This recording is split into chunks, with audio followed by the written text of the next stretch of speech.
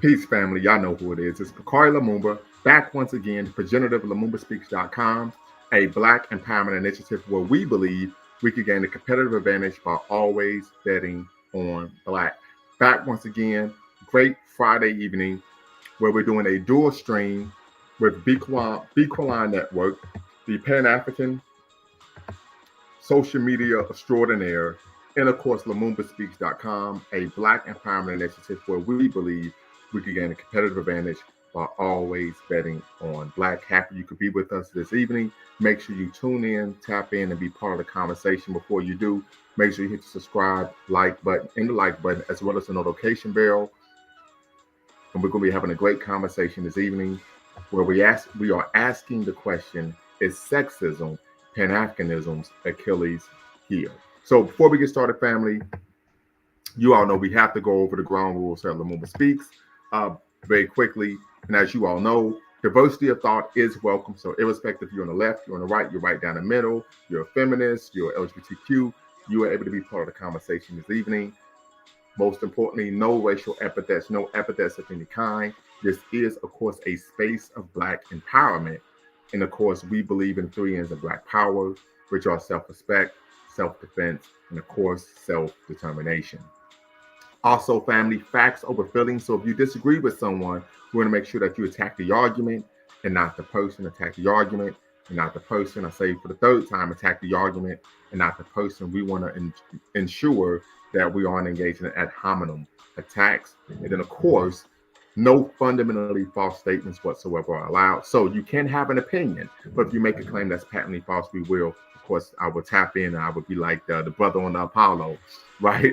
So just make sure you're aware of that. I always give the example. You can be of the position that LeBron, Kareem Abdul-Jabbar, are going to give some love to Kareem this evening. And of course, Michael Jordan are the GOAT, right? When we talk about in terms of the pantheon of NBA all-time greats, or it may be even Kobe, right? But if you were to make the claim that Michael Jordan only won 2 championships, or Kareem Abdul-Jabbar only won 1 MVP, that would be a claim that's patently false, and I will, of course, yank you off the stage. No, I'm joking, but I will let you know that statement is not true. And then, of course, last but not least, our mission here at Lumumba Speaks is to neither exonerate or vilify, but to simply challenge conventional wisdom and re-examine what has previously been accepted as fact. So before we move forward, family, today's Black History Fact, I want to make sure we give a shout out for today's Black History Fact. And in fact, today is my mother's 68th birthday. So hi, Mom. Hope you're watching. But also, today's Black History Fact is the former world welterweight and middleweight boxing champion, considered to be the greatest fighter of all time, Sugar Ray Robinson, born Walker Smith Jr., was born May 3rd, 1921, of course, in Georgia. Shortly after moved to Michigan, Robinson finished his career with 173 wins, 108 knockouts, 19 losses, 6 draws, and 2 no contests. Once again, he's considered by many as the greatest boxer of all time. Robinson transitioned to the realm of the ancestors April 12, 1989, at the age of 67 in Los Angeles, California. Just a quick historical tidbit. Sugar Ray Robinson and, of course, Joe Louis, the 2nd heavyweight champion of the world, grew up in the same neighborhood in Detroit, Michigan. I believe it's the Black Bottle neighborhood. And Sugar Ray Robinson would actually carry Joe Louis's bags when he would go to the actual local rec center to train as a boxer. So, and they end up, of course, when they transitioned, they both were living in Los Angeles. And if I remember correctly, memory serves me correctly, they were living in the same apartment building. And they both died, of course, transition in the 80s. So just a brief shout out. Many of you know I am a boxing aficionado, hardcore boxing fan. So definitely want to just give a shout out there. So before we get started, family, I am going to bring in your favorite historian, your favorite Pan-Africanist, favorite Pan-Africans, none other than the man, the myth, the legend, the one and only Dwayne Omawale. How you doing this evening, brother? Doing well, you? I'm doing quite all right. I appreciate you being here. I know you had a prior engagement, but you decided to be here with me, and that is near and dear to my heart, right? I always got to be on with my brother. No doubt. I appreciate it. So we're having a conversation this evening. Is sexism Pan-Africanism's Achilles heel? You are aware, as well as am I, that scholarly narratives on Pan-Africanist thought and practice tend to emphasize the contributions of men or overlook the significant relationship between the contributions of women and a relationship between gender and, of course, Pan-Africanism. We also are aware that during the 18th and even 19th century, expressions of Pan-Africanism could be found in various religious and social movements, including but not limited to immigrationist efforts in the United States and the rise of Ethiopianism in South Africa. We talk about immigrationist efforts. I don't think FBA would want to hear that, right? But also, we're familiar with the 1893 Chicago Conference on Africa, which drew several Black religious leaders, including Henry Minniel Turner, Alexander Crummell, that captured the spirit of Pan-Africanism, animating spirit of Pan-Africanism, that would serve as a driving force in later movements. At the turn of the 20th century, Du Bois, who some have even considered the father of Pan-Africanism, I don't, but many have, attended the first Pan-African Convention in 1900 in London. It was organized by the Trinidadian barrister, who's credited with coining the term Pan-Africanism, the Trinidadian barrister Henry Sylvester Williams. So the question I have is, why do you believe that Pan-Africanism's Achilles heel is, of course, sexism? Why I believe that? Yes. It's interesting when you told me you want to do a show on this topic. I've never actually heard that particular criticism of Pan-Africanism. Now, I have heard the critique you mentioned about Pan-Africanism or the historiography of Pan-Africanism tending to focus overwhelmingly on the contributions made by men, sometimes neglecting the important contributions made by women. So that's a particular critique that I'm aware of. Now, sexism actually being Pan-Africanism's Achilles heel, I've never heard that one. I would imagine the people making those kind of critiques are perceiving Pan-Africanism as type of movement that's so deeply seated in sexism that's actually hindering the ability of the movement to advance African people in a practical way. But that's actually, I would like you to fill me in on what literature you're reading that would be making these critiques, because I have right. Well, actually, I read an article. I've been reading Black Feminist Thought. Right. Let me see if do I got it right here? Absolutely. Well, no, that's Black. Some of us are brave. Where did I put it? You know what? Every time I have to find the text, I can never find it on time, right? So here we go. Black Feminist Thought Family. Nada's consciousness in the politics of empowerment. And there's a lot of literature. Dr. Keisha Blaine, who of course is a Black woman, one of the preeminent scholars in terms of Pan-Africanism, looking at it from a gendered lens. She was formerly at the University of Pittsburgh, where she wrote the book Set the World on Fire, Black Nationalist Women in the Global Freedom Struggle. She's now a professor of history at Brown University. Shout out to the Ivy Leagues. And so she's even written a bit on this idea and concept of course, Black women's contributions being overlooked or omitted, right, in the Pan-Africanist struggle.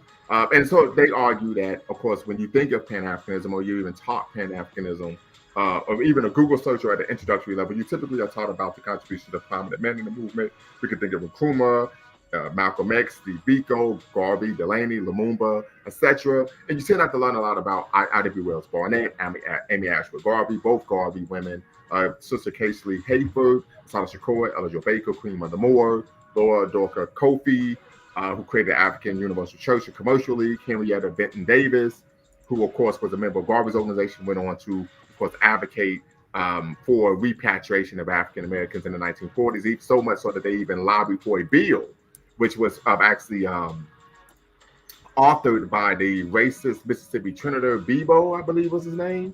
Yeah. Right. So there's a history here. I would argue, but to really learn about any of the Pan-Africanist movement, you actually really got to do some real research and scholarship, not just surface level. Some of the arguments that Black feminist thought leaders have made is that Pan-Africanism has a masculinist vision of Black liberation, right? And by that, the argument is that there's a belief that Black men would lead the fight to improve the material, socioeconomic, educational, political, and of course, cultural conditions of Black people. Do you believe that Pan-Africanism has a masculinist vision? And if it does, do you believe that vision is problematic? I think it would depend on what you mean by masculine vision, because obviously, when we think of male leadership within the Pan-African movement, they tend to be men who were very strong masculine leaders who created a particular vision of African manhood, and a vision of African manhood that was strong, and a vision of African manhood that actually would confront the colonial powers that oppress African people and ultimately overcome those powers. So it was definitely masculine in that way, that it was rooted in its belief in the power of African manhood. But at the same time, it was also very much rooted in the belief of African womanhood as well, and the power of African womanhood. And one of the early prominent examples I could think about is actually Martin Delaney Okay. in his book on the condition, elevation, and immigration of the colored Yes. people in America. One of the arguments he makes is that actually African men need to uplift their women. And the argument Mm. he makes is that in uplifting a woman, we actually empower our children. He goes into the argument that women are actually the primary educators of children when children are up and coming. So that was an argument Delaney made.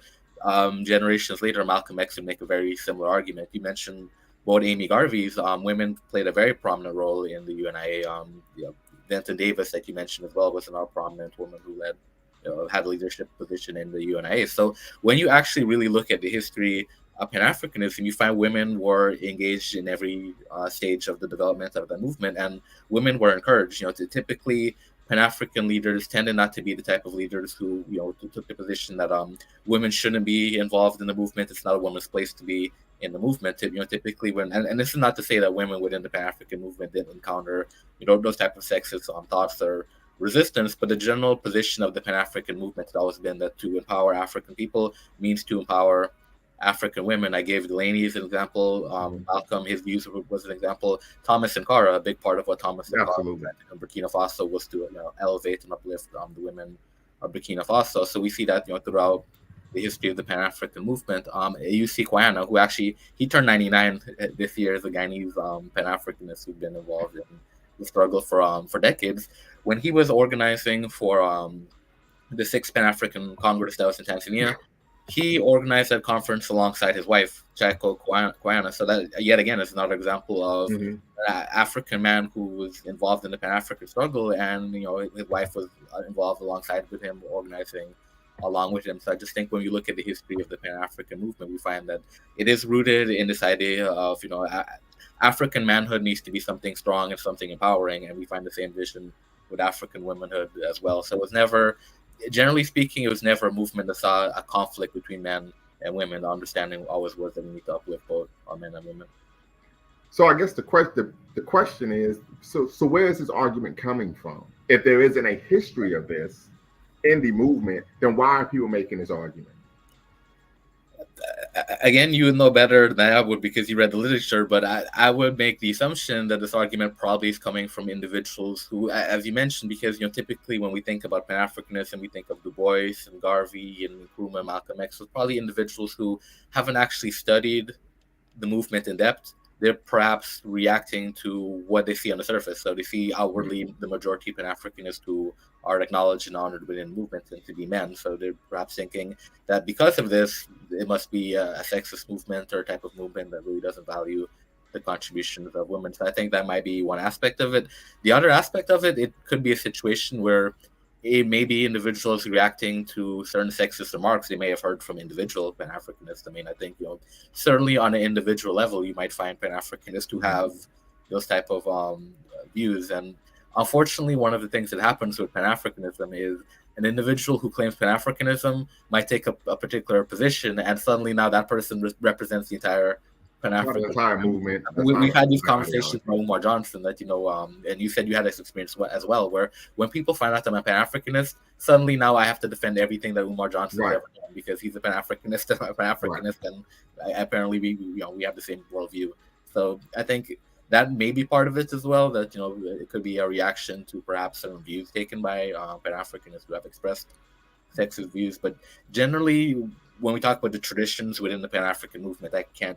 Off the top of my head, I really struggle to think of a Pan-African leader who took an outright sexist position of, just viewing women as being subservient to men, inferior to men, and having no place in the movement.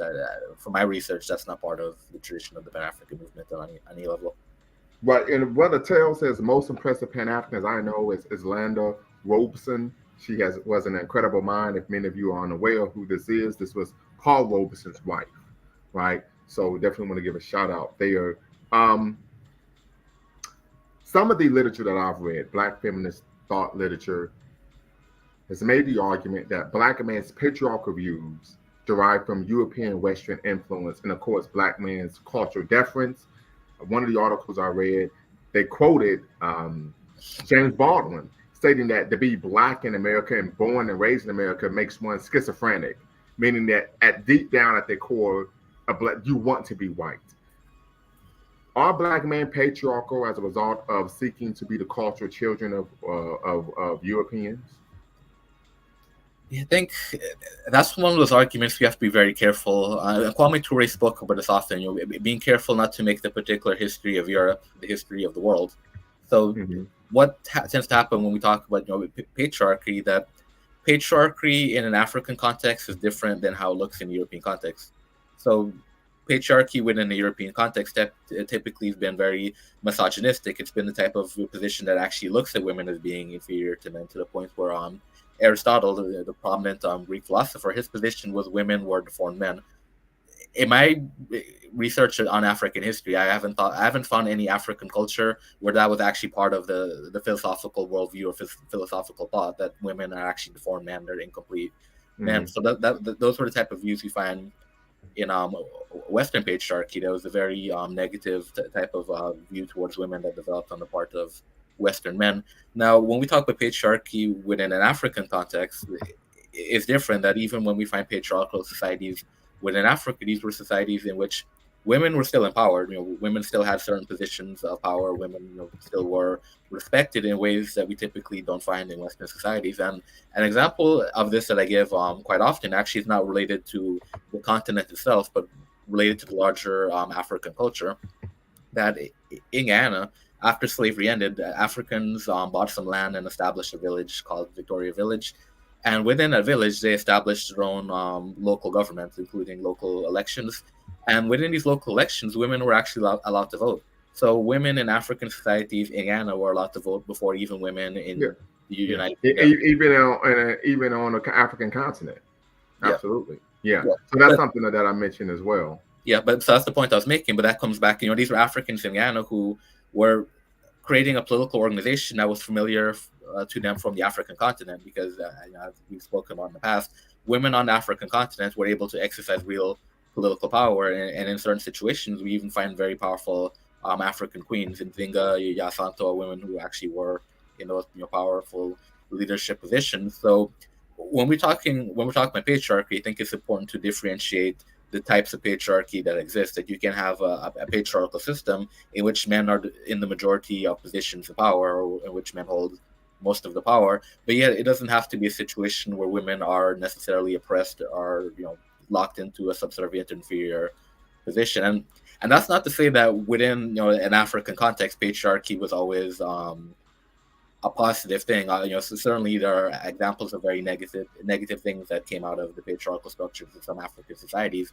A notable example being polygamy. Obviously, polygamy in African societies very much favored the men, to the point where Walter Rodney made the point in How Europe Underdeveloped Africa that very often polygamous marriages were arrangements in which men actually were able to exploit the labor capacities of yes. I remember him stating that. Absolutely. So that would be an example of a patriarchal aspect of African society that very clearly was designed to exploit the labor capacities of women in a position that favored men. So not suggesting that there weren't any issues within the patriarchal structures in Africa, but just generally speaking, when we talk about patriarchy in an African context, just simply because African men had positions of power, it didn't necessarily mean that African women were oppressed or viewed as being lesser than, simply because African men had those positions of power. And Walter Rodney made a similar point, a different point, in his book as well, about how in some situations you'd have examples where a king could be ruling on a throne, but the real power behind the king was actually the queen mother.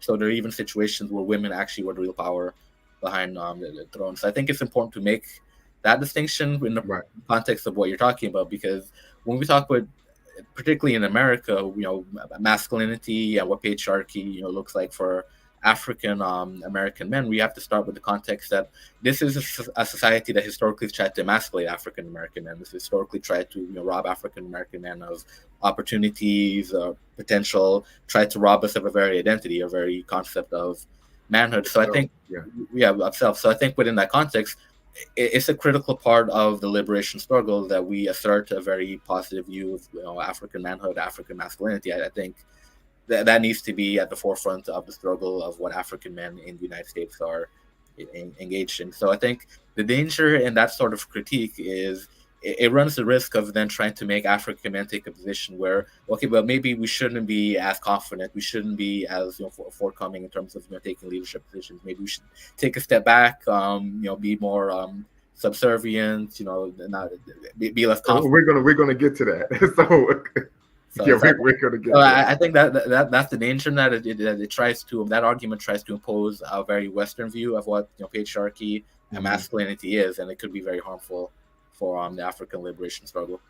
Absolutely. So one of the arguments made in some of the literature that I read is that the argument was that, firstly, a female Pan-African leader is first and foremost primarily a feminist leader, right? And so if you're opposing foreign domination, you also are going to be opposing patriarchy. What are your thoughts on that? Is, in your opinion, is that mutually exclusive?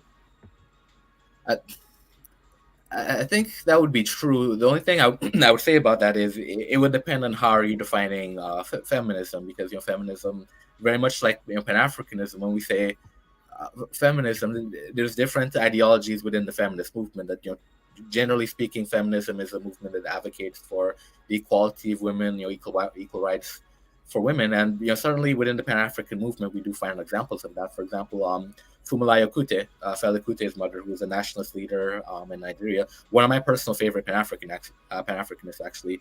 So she would be an example of a Pan-Africanist who was a woman who fought colonialism in Nigeria, but at the same time also fought against the oppression of African women in Nigeria. She's very critical of structures that kept African women oppressed. So that would be an example of that.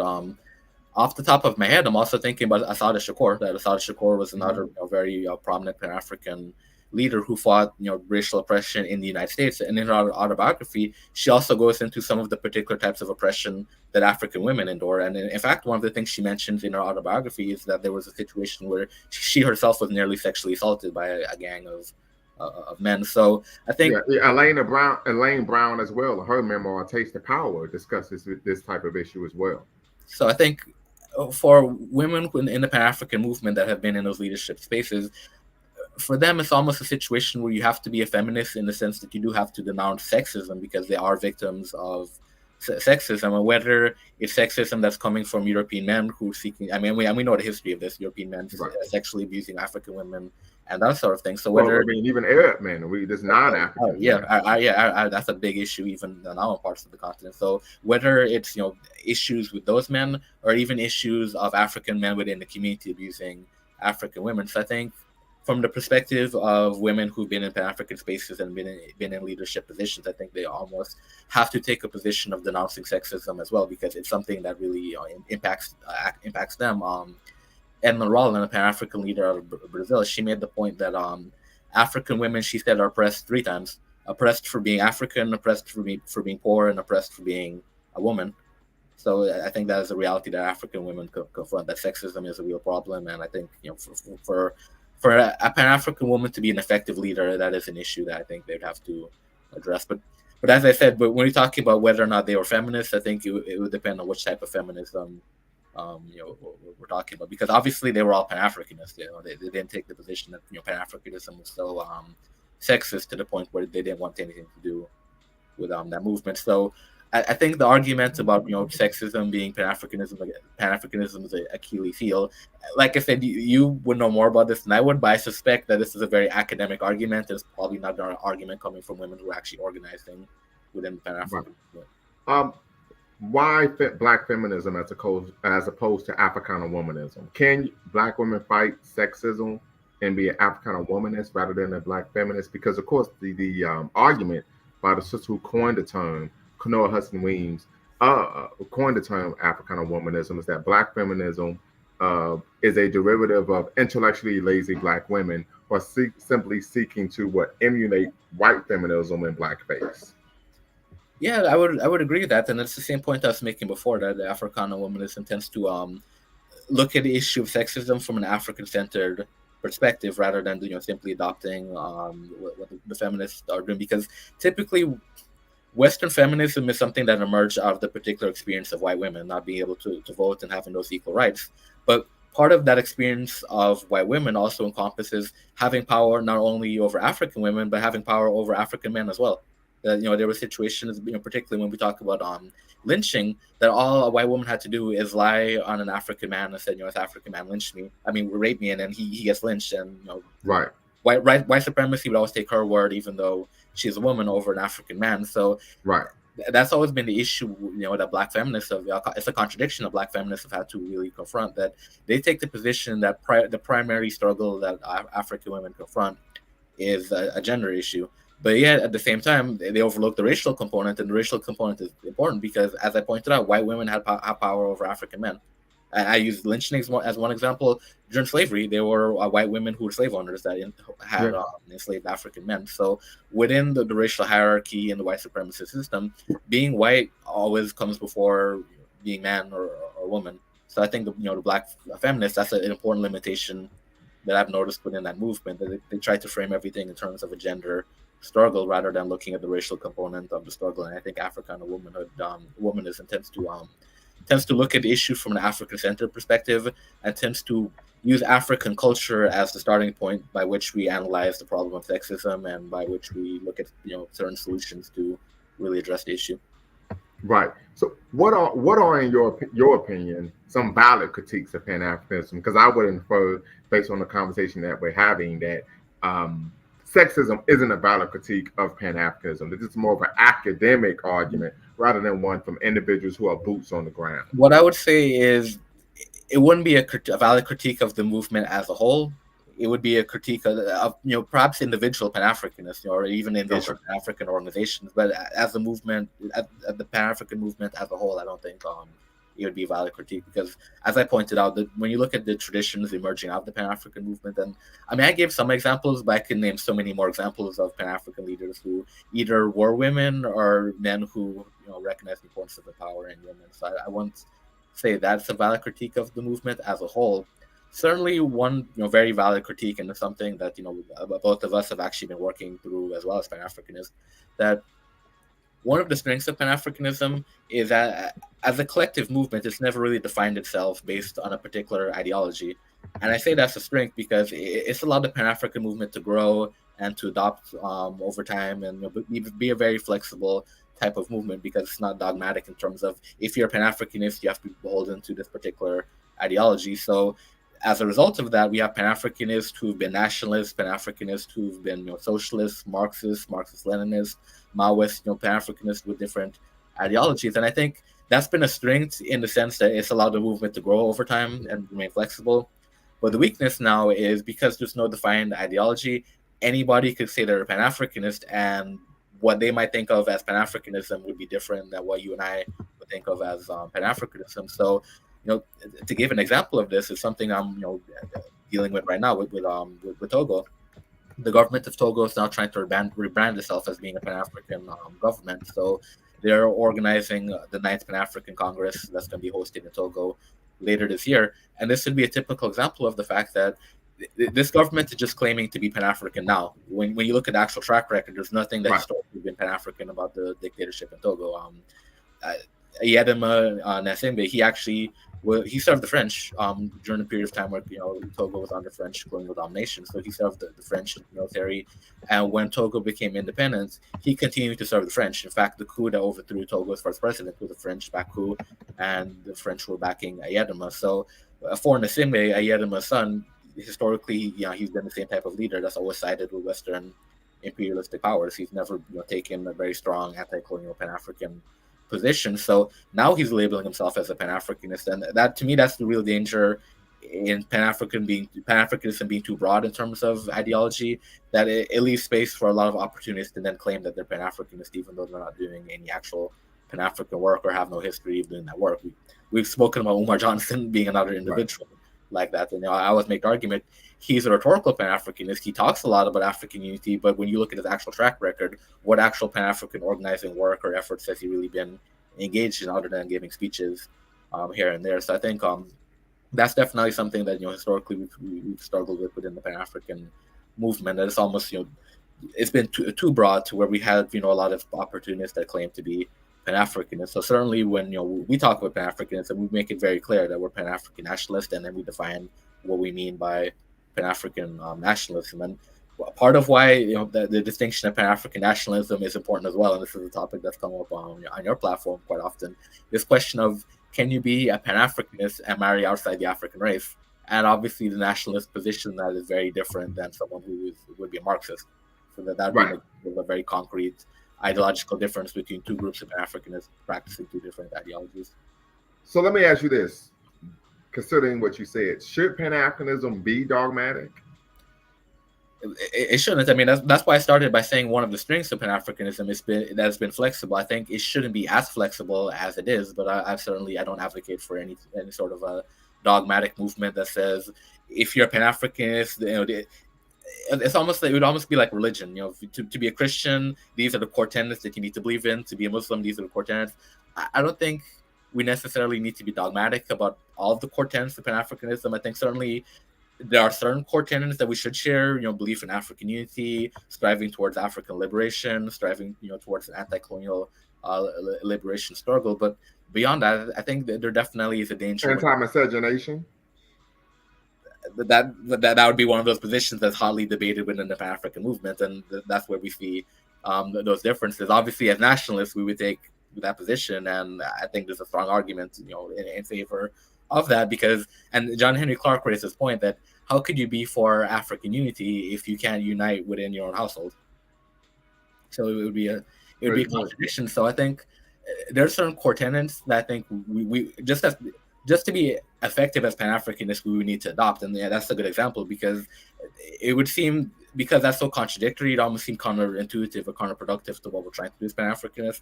So that would be a core tenet that, as Pan-African nationalists, I would say all Pan-Africanists, we need to abide by. We certainly shouldn't be creating contradictions within the effort to unite African people. But I don't think it should be so dogmatic that it becomes impractical, or it shouldn't be so dogmatic that it becomes self-destructive. And that's why I gave the religious example, because we know throughout the history of religion that religion has become so dogmatic that believers within a particular religion start fighting each other and killing each other over interpretations of the same religion. And we see this throughout the history of Europe, different churches going to war with each other, fighting each other, killing each other. They believe in the same Christianity, they believe in the same Bible, it's just fighting over different interpretations. Yeah, we even find it in Islam as well. Yeah, I was going to say, Islam. So that's why I use the example of religion, because I think when you become too dogmatic within a particular movement, you start running into those kind of sectarian conflicts. I don't think we need that within Pan-Africanism, so we shouldn't be so dogmatic that it reaches that point. But at the same time, it shouldn't be so flexible that people could claim to be Pan-Africanists when they're actually engaging in behavior that's counterproductive. Right, or contradictory, antithetical to the very ideas that you say you believe in. So let me ask you this, and we kind of talked about this a little bit earlier about this concept of Pan-Africanism having a masculinist vision, and meaning that Black men believe that they should lead, not that it should be singular, but that they should lead the struggle for, of course, African redemption at home and abroad.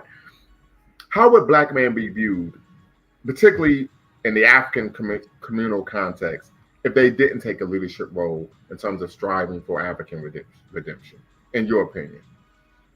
Well, to bring it back to feminists, I would imagine the same feminists who have that critique of Pan-Africanism would then turn around and criticize Black men for not taking leadership positions, not trying to defend the community, not trying to protect their women. So, and we've had these conversations. Yeah, we've seen this before, right? Protect Black women are being protected, and then when Black men are being protectors, and I'm glad you brought this up, because I've made this argument. I'm gonna get on my bully pulpit very quickly, right?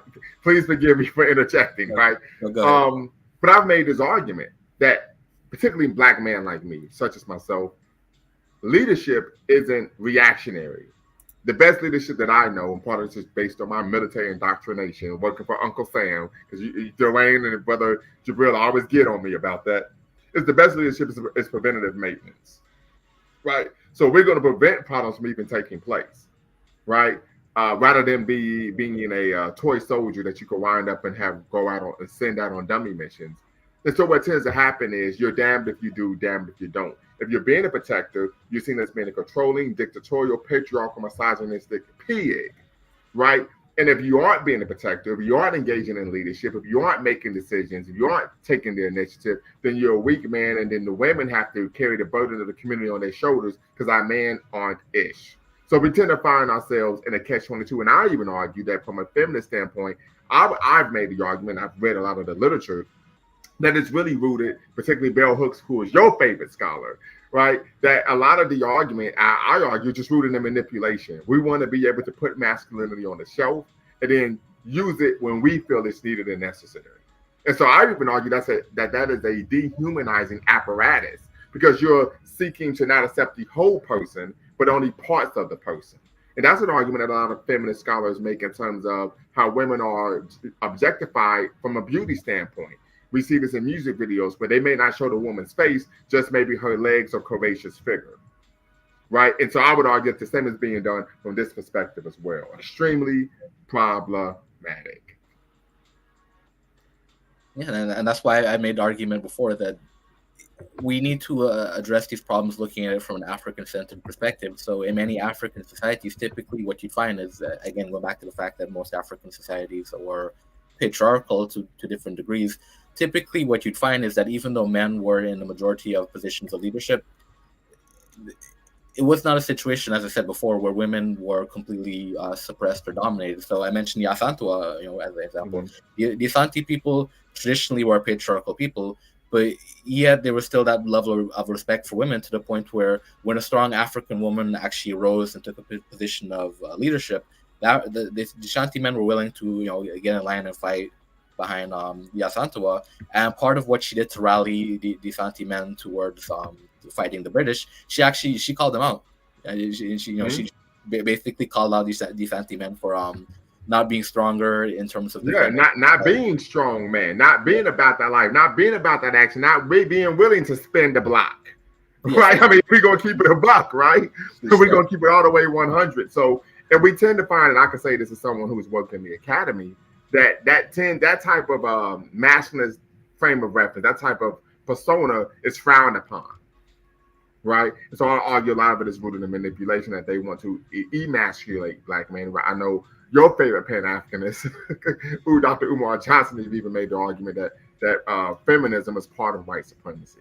Right, he's even made that argument. So, family, I'll put the link in the chat. The link is in the chat, family. Tap in and be part of the conversation. The link is in the chat. The link is in the description. You're watching a dual stream with Bequalon Network, the Pan-African social media extraordinaire. And of course, LumumbaSpeaks.com, a Black empowerment initiative where we believe we could gain a competitive advantage by always betting on Black. If you're watching, hit the subscribe and the like button as well as the notification bell.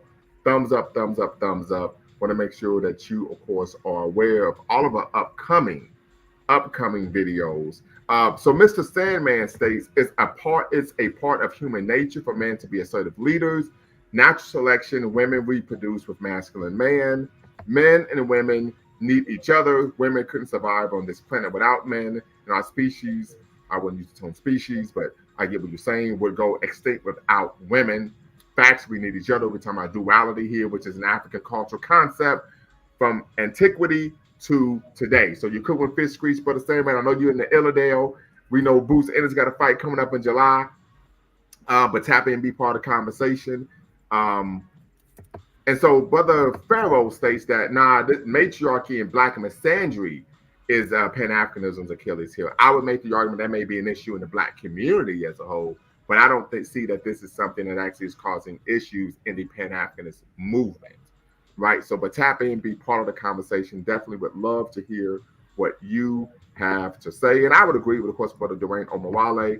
I would argue I agree with much of what he says. And if I don't agree with him, he typically is able to disabuse me of my illogical perspectives, family.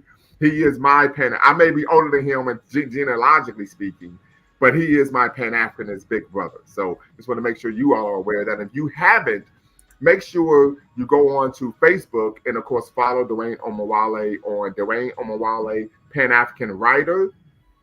And go to Amazon. He is, of course, the author of 27 books on African and Afro-Caribbean history. So make sure that you show Brother Dwayne Omawale some love there. He is, of course, a resident historian here at Lumumba Speaks and Bequalon Network. So we are always pleased and extremely grateful when we're able to have him, and he's willing to lend his brilliant Pan-African mind, of course, to the masses, right? So, but yes, I would agree. I would agree that the argument is being made from academia, and this is something I've even experienced in some movements. There are times where, let's say I go to a city I'm not from, and there's something going on. So I show up and, hey, just tell me whatever I could do to help. If that just need me to bring bottles of water, I'm willing to do that. And I've come across some sisters who were feminists who said, well, their concern was they wanted to be in a leadership position. Their concern wasn't Black people actually accomplishing the said goals in particular initiative or program. Have you ever come across that type of a mindset or behavior? Yeah, I can't say I have. But I mean, just in my experience and my personal experience, working in Pan-African spaces, we tend not to have those type of conflicts because the spaces I've been in, the main focus has always been doing the work that's going to benefit our people. So it's never an issue about whether men are going to lead or women are going to lead it. And that's why I made the point about the Shanti people, that in an African cultural understanding, that ultimately what's important is not which gender is leading the struggle, but the fact that the struggle is being led by the people who need to be leading the struggle and ultimately achieving that objective. So in my experience, it tends not to be an issue, but like I said, that's my personal experience. Working in the spaces I've worked in, I recognize that other people. Right. And I would argue that the individuals that I came across who were engaging in that type of rhetoric and course behavior weren't actually Pan-Africanists. Right. I've even had some brothers and sisters share with me, particularly when the Ferguson uprising took place, that members of Black Lives Matter, the organization, were engaging in the same kind of behavior. That made them begin to look at them in a manner that was lack of better words, funny style, with many people being the question, what is your angle? As of course, Denzel Washington was known to say in the Malcolm X movie, right? What's your angle? You're here and you're seeming to disrupt what we're trying to do.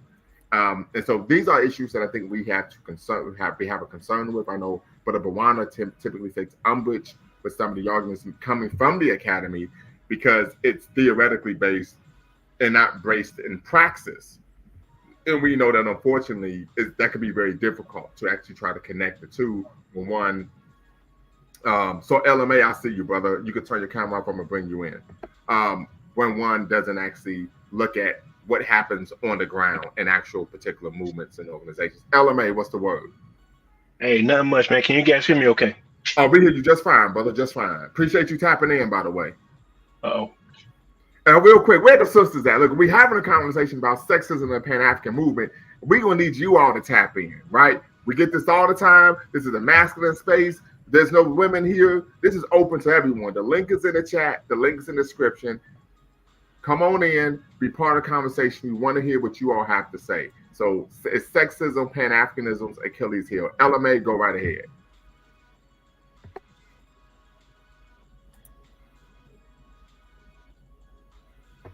You got it, brother. Go right ahead.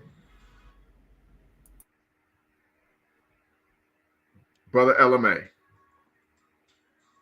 Is sexism, Pan-Africanisms, Achilles heel?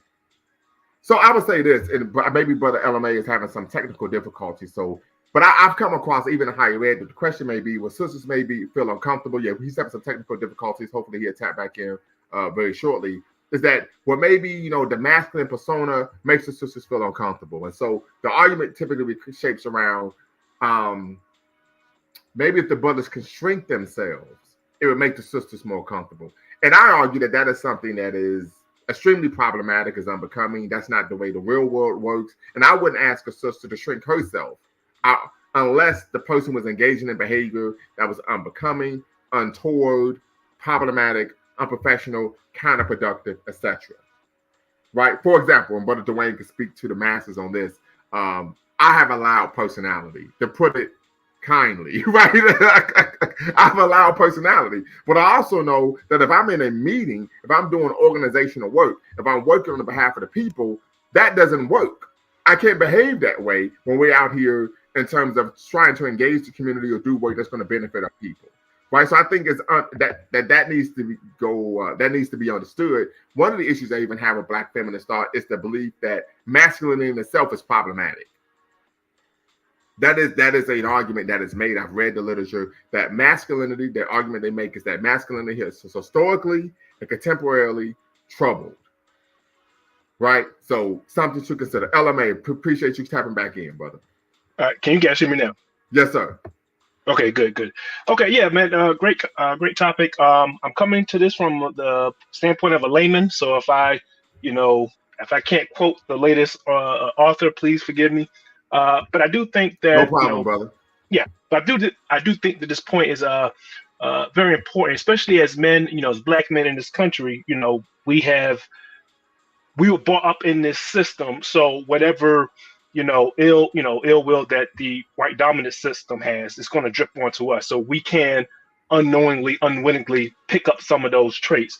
And I do think, especially as black men, we do need to be conscious, even if you may come to the conclusion that the movement itself is not sexist. We as individuals have to be mindful of our actions to make sure that we don't give certain people ammunition to say, "Oh, look at Lumumba, look how he treats women." You may say something, so you gotta be. I guess we just gotta be careful as the way we conduct ourselves, just to make sure that well, brother, in the future, you've been in my house talking like that. No, I'm joking. I'm joking. Right? Yeah. No, but I agree you with you 100%, brother. Go right ahead. Right. Because like I said, I do think that in this topic, even kind of bleeds into from the kind of the gender wars that we've been having. Black men don't do this, women don't do that. So I do think that there is a way that as men, almost like a code of conduct or whatever, how we need to make sure that we conduct ourselves, around each other, but of course around women, to make sure that we don't. Because like sometimes you just be you're thinking, you're just doing your thing, not even thinking about sexism or anything like that. You're just trying to get the job done, and then the sisters may feel a certain way about it. So I think that we just need to make sure that we're mindful of our actions, mindful of our words, just to make sure that our sisters don't feel left out or marginalized, anything like that. I think it's just because some people they just almost like Umar. What I'm saying? He just be saying shit. He thinks he's spitting, and while I do agree with the guy most of the time, I think sometimes he can he may go a little overboard, and the next thing you know, he done stepped on a landmine, and now he has 20 articles written about him on Lipstick Alley and all this other shit. And I think that one is we should do it for our sisters, and we need to do it to make sure that our sisters, that it's not used against us in the future. Right, and I would agree with you there 100%.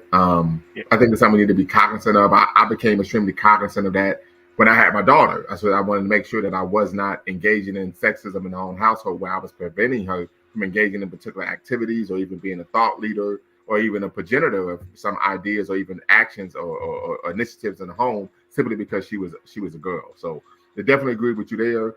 Doc says, as long as sisters want black men protection, there will be an element of physical superiority positioning. Protecting black women is not a European trait. We will hear first. Everything masculine cannot be attributed to whiteness. I would agree. That is one of the critiques I have of feminist thought, particularly black feminist thought. So they would take examples from European culture and then try to impart them on all men worldwide. It's like you're being intellectually disingenuous, right? You're engaging in subterfuge. You're trying to finagle. Right, so these are some of the issues that I tend to take extreme umbrage with. Brother Dwayne Omawale can even share that he's read some feminist literature, and it was nauseating to do so. But and the part of it was because they were making claims about African history, about our Black history, that was simply patently false. One of the core issues that we have here, Lumumba speaks, one of the core tenets here that we're extremely dogmatic about, right? Hence that word dogmatic, is that we do not allow individuals to make claims that are patently false. Can't do it, never, no way, no how, right? I say stop it, right? And so this is something that we do see in feminist thought. And I would argue, and once again, I'm leaning on the brilliance of Brother Omawale, is that when you simply read one worldview or one piece of literature, you are rooted in one kind of type of discipline, you tend to have an extremely skewed perspective of view of how the world works. So these are things to consider. Brother Doc or Sister Doc don't want to misgender you, right? Hope you could tap in and be part of the conversation. Once again, the link is in the chat. The link is in the description. Want you to tap in and be part of the convo. You're watching, once again, a dual stream with B Quilline Network, the Pan-African social media extraordinaire, Lumumba Speaks, the Black Empowerment Initiative, where we always bet on Black. And we're here, of course, with our special guest, the man, the myth, the legend, your favorite historian's favorite historian, your favorite Pan-Africanist, favorite Pan-African, Dwayne Omawale, author of 27 books on African and Afro-Caribbean peoples' history. And we're having a discussion regarding is sexism, Pan-Africanisms, Achilles heel. So I'm going to throw this question out to you, brother LMA. Why do you think people are making this argument if the history of the movement isn't sexist in nature? I think it's just a climate of the relationship of Black men and women. Just like I said, I'm just a layman, but if they, almost like what the brother said about Umar Johnson, if he says something crazy, then it's just then that his view is kind of everyone's painted with that view, and I just think that like I say, since a lot of sexism and then just kind of like back and forth between Black men and women in the dating space, I think it's just naturally going to spill out of that cup into every single aspect, that Black men are in. So I think it's just, it's something that paints every organization. If we had an organization about, I don't know, just led by Black men about basket weaving, then that basket weaving thing would be considered sexist. You know what I'm saying? It's just the fact that, you know what I'm saying? It's just the fact that it's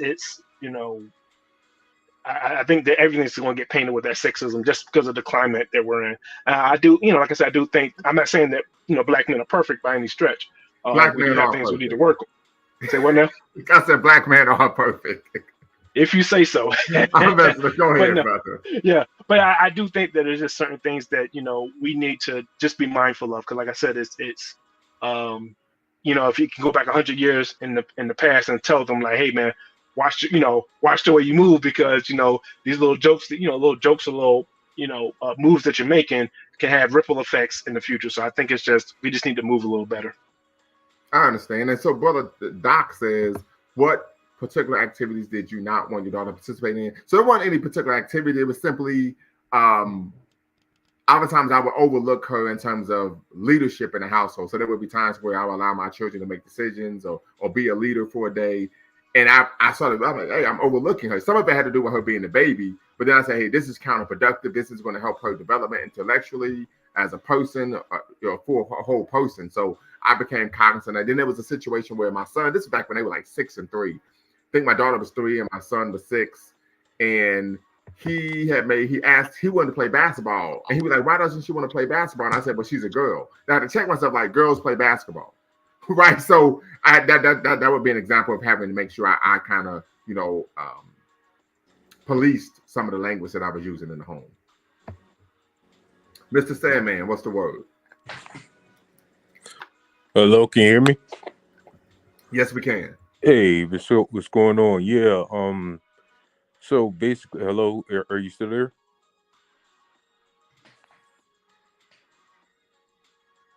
Yes. Hello. You still there? Okay. Yeah, I was having a little interference over here. Yeah. Basically, I was thinking that what came to mind in this particular topic is historically throughout the time that human beings have been on this planet Earth, the male being the more dominant physical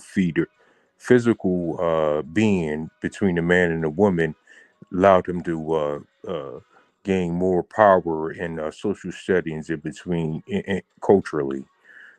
So as time has evolved, and because men back then were protectors, because there was more war back then, there was more dangerous elements to the planet Earth that made it imperative for human beings to have men be more of the leaders and assertive in a tribal setting or a community setting, because they were protectors of the community. But now that we're in this more advanced world that we're in now, it isn't so much about how much your physical acuity is. It's more so based on your intellectual acuity. So it just so happens that men and women have, the equal amount of intellectual aptitude. Therefore, uh, uh, terms like sexism and Pan-Africanism being rooted in academic pursuits and more intellectually, that has allowed more Black females to have more of an influence in its definitions, particularly since they've been engaged in post-secondary schooling more so than young African Americans in the United States have been. So I think it's Black women in these spaces, in these academic spaces, that are trying to attempting to have more influence on the definitions of sexism and Pan-Africanism, because we live in a world that is more dominant, that is more based on education and intellect than it is on physical strength. So that's being that Black men, particularly in this country, who are more valued for their physical labor, and we can notice that in the most of the jobs that were represented in this country are in physical labor jobs, as opposed to jobs that are revolve around using our mental acuity. Women are gaining more power than Black men in this country in those regards. So yeah, I think it's just a concept of the modern world changing and giving and basically leveling the playing field between Black women and Black men in regards to influence on culture in general. Got you. Yeah, So, that's it. Doc, I hope you could tap in and be part of the conversation. Doc says they say you couldn't protect them from the white man. They'd rather be his pet than your queen. At least they know the white man takes care of his possessions. So, hey, so that's a lot. That's a loaded comment. Definitely want you to tap in and be part of the conversation. LMA, I think you were going to say something. Oh no, I wasn't saying anything. No, I agree with the brother. Any thoughts on Doc's statement? Yeah, I mean, again, that was the beginning of the revolution, because the European introduced more advanced technology to our culture in regards to their ability to dominate with tools like guns, which allowed them to have more power than a Black man who wasn't using guns at the time. So naturally, that gave the white man more strength, his ability to manufacture those weapons. So as he manufactured those weapons, he utilized that technology to dominate the world and colonize, across the seas.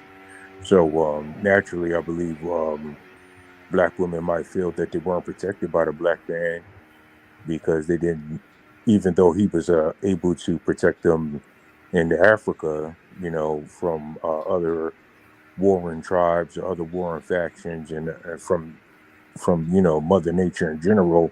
The Black man wasn't able to protect them from the movement of the military apparatus that the European introduced to the African continent. Right, and I think that's a bit of a misnomer. I think that's one of the issues we have with, of course, feminist thought when we talk about viewing things from an African lens, because from an African perspective, it was the man and the woman's job to protect the community. Right? Would you agree with that, Brother Omawale? Yeah, it's the point they made before about individuals like Nzinga and Yasantawa, that typically when we look at the struggle against colonialism in Africa, that African men and African women actually went and fought side by side in that liberation struggle. And in fact, Olada Equiano, he actually mentioned in his autobiography that in the society he came from, during times of war, men and women actually went to the battlefield to fight together. So that is something we actually see in African societies. Right. So yeah, it's one of those things. But I understand where Doc is coming from. That is some of the argument that, of course, we get from Black feminists.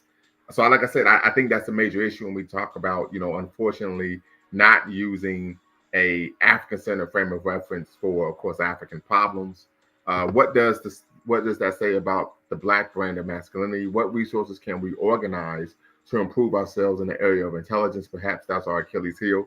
So, Doc, I want you to tap in and be part of the conversation. As you know, you do not have to cam up. You don't have to use your actual name. You can use a pseudonym, which I believe you're doing now. But tap in and be part of the conversation so we can really unpack what you're trying to say. Pan-Africanism, Brother Pharaoh, is actually Black misandry and pushes Black matriarchy. So yeah, definitely want you to tap in. We got to unpack this. How is Pan-Africanism Black misandry, of course, and pushes Black matriarchy? So definitely, Brother Pharaoh, please, please, please, with a cherry on top, tap in. The link is in the chat. The link is in the description. Come in and be part of the conversation so we can understand what evidence, why you're making this claim. Definitely want you to do that. And of course, Brother D1 Beats, definitely appreciate you, brother. Peace to Lumumba, B. Quillan, salute to Brother Dwayne, absolutely. Brother D1, you're always welcome. You can tap in and be part of the conversation. And of course, I remember Equiano saying that I wonder how much the mass enslavement and lack of males during that time had to do with the women fighting. Yes, that is part of the argument. Typically, we look at the Amazons or the homelands that they're widely known as. Part of that was due to the fact that, of course, a lot of men were killed, deleted, as a result of slave raiding. So there was a need to actually have a standing female army. So good point, Brother Shabazz. So Doc says, Nzinga sold nearly 200,000 slaves to the Portuguese. Your retort, Brother Omawale. That was the unfortunate reality of what the slave trade was in Africa at the time. She was waging, at the time she was waging a war against the Portuguese. So most of the slaves she was actually selling to the Dutch in return to get the weapons to continue fighting that war against the Portuguese. And that's why the slave trade became so insidious, because to protect yourself, you needed guns, and to get the guns, you'd have to sell slaves to get it. So it was the slave trade created that type of cycle. So I think Brother Hakeem Ade out of the UK, he talks about the vicious gun trade cycle, slave gun cycle. So it was a vicious cycle that once you were involved, it was difficult to get out of. So yeah, great point. But Doc, I want you to tap in once again, be part of the conversation. I'm still waiting on one of my sisters to tap in and be part of the convo. Hopefully, she says she's on her way, and of course, we can have a more robust conversation. Says, I'm definitely looking to learn more about the subject. I remember Dwayne sending me a PDF on pre-colonial West African women's participation in society. We know Brother Dwayne is the requisite resource for all things history here at, of course, Lumumba Speaks, and we greatly appreciate being able to actually team up with him. He's not a guest here. He's actually a member of the team, and we know this is a partnership as far as I see it. So definitely appreciative. Of course, appreciative of Bequilon Network as well. Of course, as you all know, the Pan-African media extraordinaire, who does a great job of actually looking at the origins of many of the ideologies that seek to disabuse African people of an African consciousness. So want to make sure that we're definitely looking at African solutions to African people's problems. Are there people arguing there is sexism and Pan-Africanism? Brother Shabazz, yes, this is typically coming from the academic realm, right? So academics typically are making this argument. We've unpacked that, but you're more than welcome to join the conversation. Doc says, thank you for the insight. We appreciate you, brother, for being welcoming the insight, right? And not being dogmatic, closed-minded, carnal-minded, etc. So definitely would love for you to be part of the conversation. And then, of course, Brother Pharaoh, you made that claim that Pan-Africanism is actually Black misandry and pushes Black matriarchy. Need you here. I need you here. You're going to have to pull up. You're going to have to pull up. We're going to spin the block. We're going to have a conversation because I need you to tell me why, in your view, Pan-Africanism promotes Black misandry and pushes Black matriarchy. So once again, you can make whatever claim you want. We want to make sure that you're able to substantiate that. Shout out to Richard Dixon, says, peace, everyone. Absolutely. Tap in, be part of the conversation, Brother Richard. Mr. Sandman, any thoughts? Yes. Oh damn, almost forgot what I was going to say. Yeah. So now you were saying that the women were also involved in protecting the community alongside of the man. Was that like something that was more commonplace traditionally in African cultures? Well, so I would put it this way. in traditional African culture, and by traditional African culture, we're talking about, particularly in this instance, medieval African culture, West African culture, independent of European and Arab influence. And so, what we find is that in those societies, a man being loving and nurturing to his children wasn't seen as something that is feminine in nature, right? That's typically what we get from a Western perspective, particularly when you look at things from a feminist paradigm. Same with women. If women had to pick up a spear or a sword and fight to protect their family or community, that wasn't seen as her taking on a masculine persona. That was simply an aspect of African womanhood. Okay. Yeah. Yeah, it would just seem like, common sense would lead you to believe that, with naturally with the male having more of a powerful physique than a woman, that it would make it more sense for him to be the one to engage in violent activity or defense against Right. a foe physically. So, but yeah, I can imagine that in a pinch where it was necessary, that a woman could, pick up a sword and fight. However, like I was just talking about before, in modern society, now anyone could pick up a weapon, a gun, even a child can do it, and delete someone else. So modern technology has changed the world in that sense. And in regards to the gun trade with Africans and the European, from my understanding, and I started to do a little bit of research on this prior to me even getting involved in your podcast. Was a while ago I was doing some reading, and you can correct me if I'm wrong. They were saying something to the effect that um, the first Europeans to set foot on the West African soil were explorers at the time, and they weren't aware of the vast kingdoms in West Africa. And from my understanding, what had happened was when they had first came in contact with the African kingdoms and kings on the shores, because we come from those kingdoms in West Africa, that it was a mutually respected encounter between the Europeans and the Africans. However, and there's even documented accounts of Europeans returning from their voyage to West Africa back to Europe, documented cases of them, documenting their encounters with us and stating that we were powerful and organized and strong nations. However, they also knew that over time that they could manipulate the the kingdoms and take the land if they could only get rid of the leaders of the land.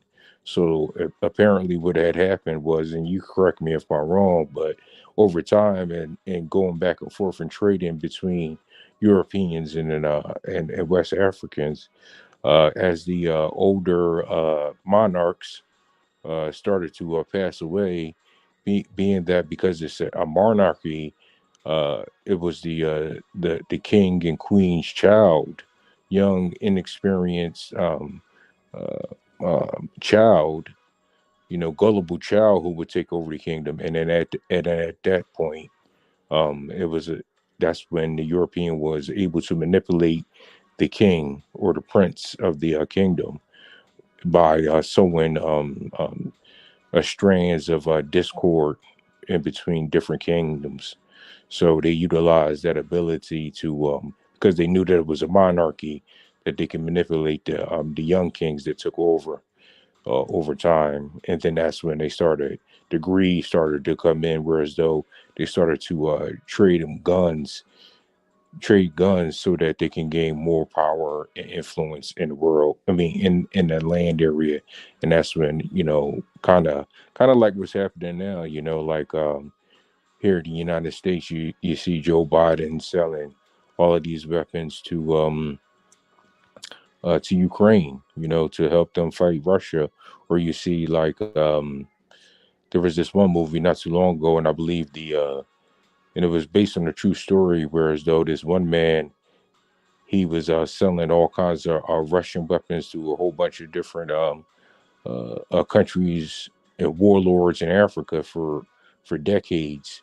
And as a matter of fact, during the case between that the WNBA player who got detained in Russia, one of the person that the United States had to give up back to Russia was that one guy who used to sell all those weapons, to African warlords that caused all those civil wars in Africa. So, we see the European has this history of using manipulation to take control of areas by causing conflicts. And that's how, so much civil war and discord happened Well, yeah, you're in talking about West proxy Africa. wars. Yeah, proxy wars, absolutely. And Right, so, of yeah. course, Big Four Nation says the first trips the Portuguese took were kidnapping fishermen off the coast of Mauritania and Guinea. Right. So, yeah, I think he's on point there. I have to go back in my mental Rolodex and recall, but I do remember. I think maybe the first trip they took and they kidnapped some folks and took them back to Portugal. I forget it's the capital of Portugal, Lisbon, and actually presented them to the Queen as a present. Right. So yeah, definitely Big Four Nation. You're doing your on point there. Tap in, be part of the conversation. Yeah, it's true. 1440s is when the Portuguese started kidnapping people from West Africa, and that point is very important because when people talk about the slave trade, part of what white supremacists and apologists for colonialism will do is, well, they say, well, Africans sold slaves to the Europeans, so therefore Africans were complicit. But it's very important to understand that slave trade actually started with Portuguese going to West Africa and raiding villages and actually capturing people and taking them. So that was going on before it actually became more of an organized trade. So the first slaves that were taken by the Europeans were actually kidnapped.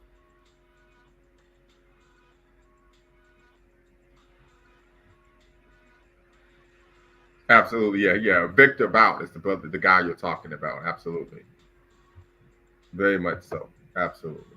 Yeah. You cook with fish grease there.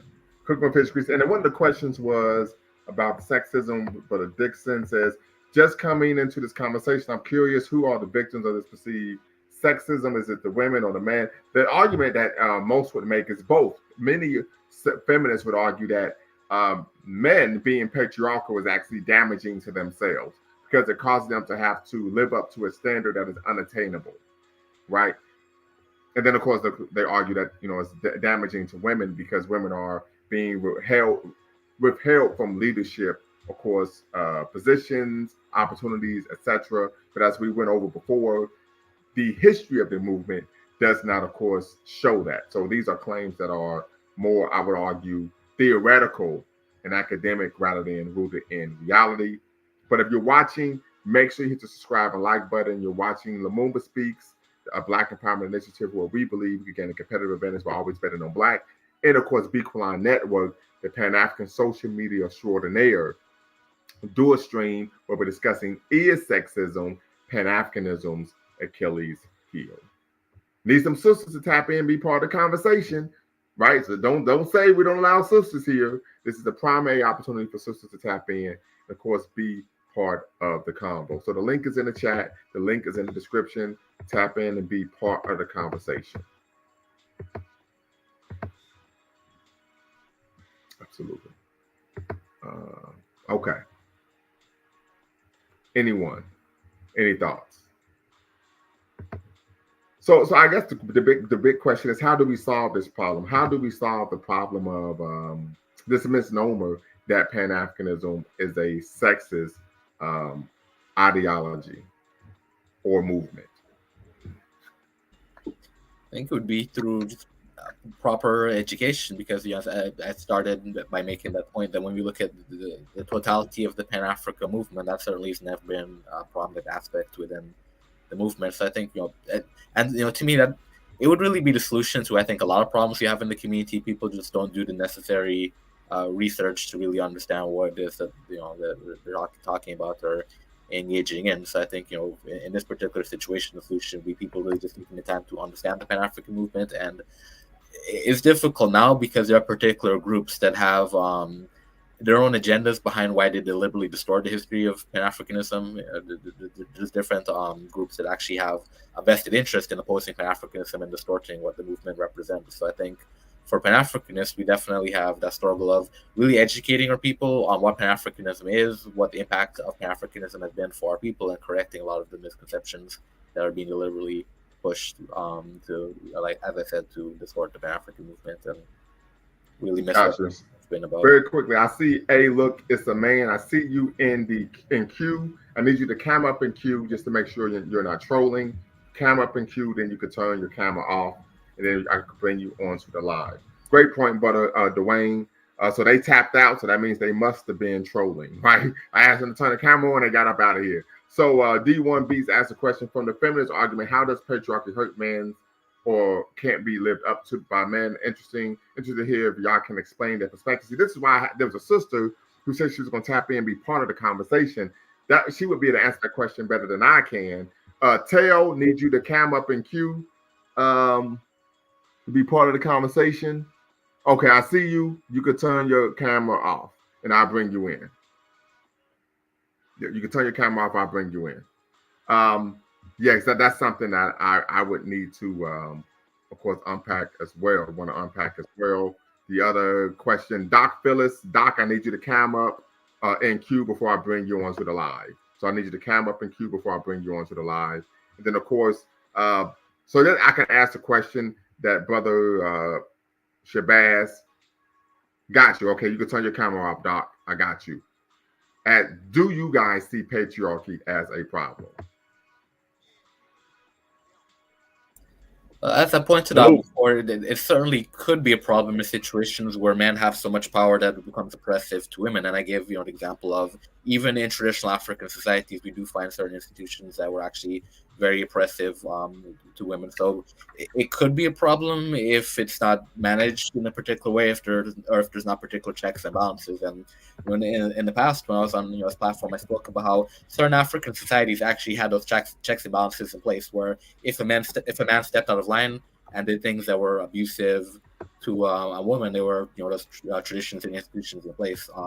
The particular example I spoke about actually was the Anulu tradition among the Kong people in Cameroon, and this was a tradition which women utilized in situations where a man had abused a woman. So to me, I think it can be a problem if there's no checks and balances in place to protect women from the power of men. Gotcha. So I just went on Google. So this is an article titled "How Patriarchy Hurts Men Too." So they make some arguments that patriarchy is one of the single largest threats to man's mental and physical health. Patriarchal ideas about masculinity can pose a great danger to man's health because masculinity encourages risk-taking behavior, discourages health-seeking or health-enhancing behavior, meaning men are more likely to get sick or hurt and less likely to seek help when they are. So that is something I would just fundamentally disagree with.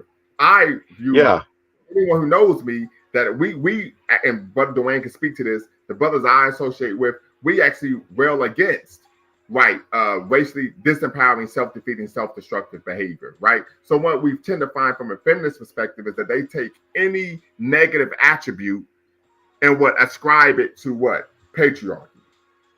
And masculinity as well. So as you're reading it, the thing that struck me is, well, how are we defining masculinity? And typically what we find in these arguments, feminists would always define masculinity in a very negative way, so that things that are negative become masculine. So patriarchy, I'm sorry, go ahead, brother. I just wanted to, before I got started, I wanted to thank Brother Dwayne because he touched on two things that I guess he maybe when I brought up Nzinga, I wasn't saying it to say that Africans are bad because they sold us into slavery, or I'm not pushing that narrative. The reason why I brought it up was to counter the narrative that in a system that was made matriarchal, that there can be mistakes made as well. You see, that's the reason why I brought up Nzinga. Of course, when circumstances call, for brokering of power and resources, and one of those resources happen to be, captured enemies, I understand when you have a list of negative decisions that you can make, you have to choose the best of those negative decisions. But the reason why I brought it up is because any one of us put into that position, whether it be male or female, would make a decision that may be negative to a large number of Black people or a large number of African people, but positive in the interim. So this whole attachment to masculinity, to this negativism, is a problem. That's the issue I was trying to get at. And I say this often, that the same place where patriarchy comes from is the same place where protection comes from. I say this often. The same place, the same identity, or the same mental switch that it takes to harm someone is the same mental switch that it takes to choke out someone who's threatening your family, and or kill somebody. It takes that same level of mental um, disassociation from the situation, of the compartmentalization of the situation at hand. It takes that same separation of like, okay, so even if you're right, like let's say you're in physical altercation with someone who's threatening your family, even if you're right and you're choking this man till he dies, Right. till he expires, he's still going to scream for his mama. He's still going to squirm, and you still have to disassociate yourself from that, because your human instinct is to preserve life, even if the person is evil, negative. Your human instinct is to, and so again, let me not put that on everybody. The same person who wants, the same Black man who wants community and wants to protect community, his first instinct is to protect. But the reason why he exists is because there are Black males who don't have that instinct to protect. They have the instinct to harm. So as long as there are human beings who have the instinct, and I'm saying human because I'm trying to take it out of Black people, as long as there are human males who have that switch that makes them not care about other human life and want to be victimizers, then the protective Black male must have that same instinct in regards to them.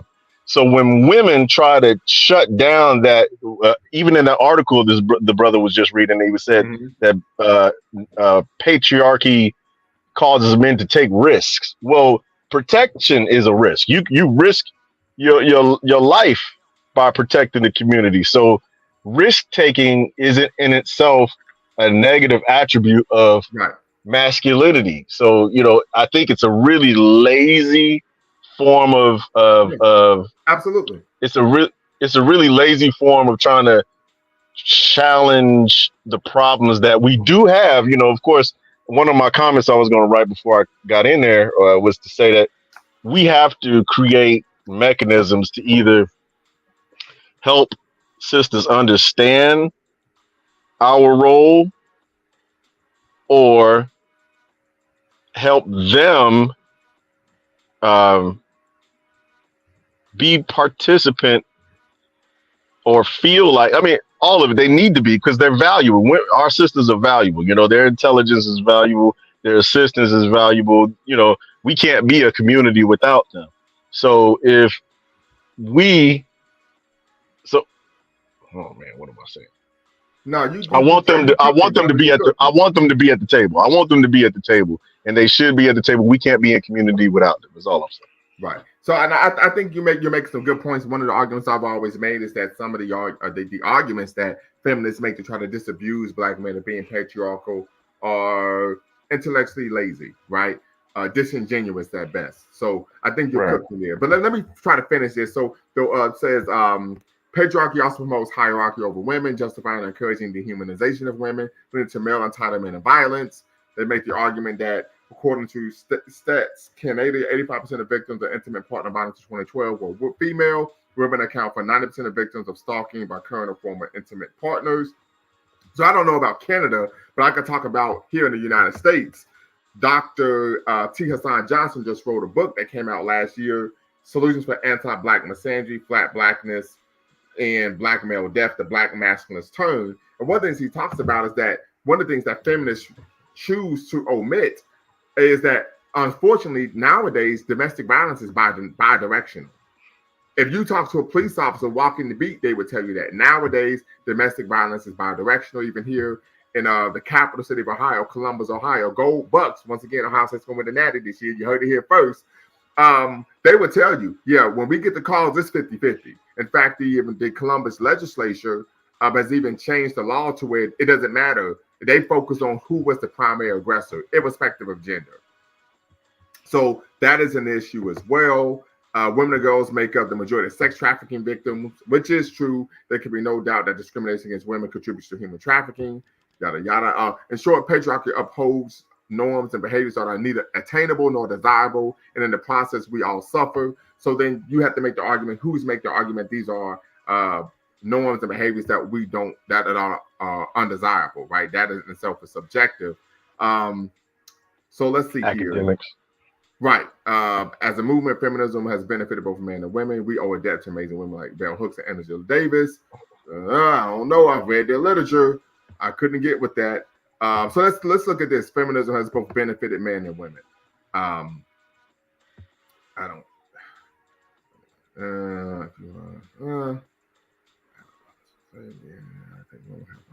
Yeah, so yeah, and so this is something that I've been dealing with, of being in higher ed, is that they would make that claim, but never give any actual examples of how men actually benefit from feminism.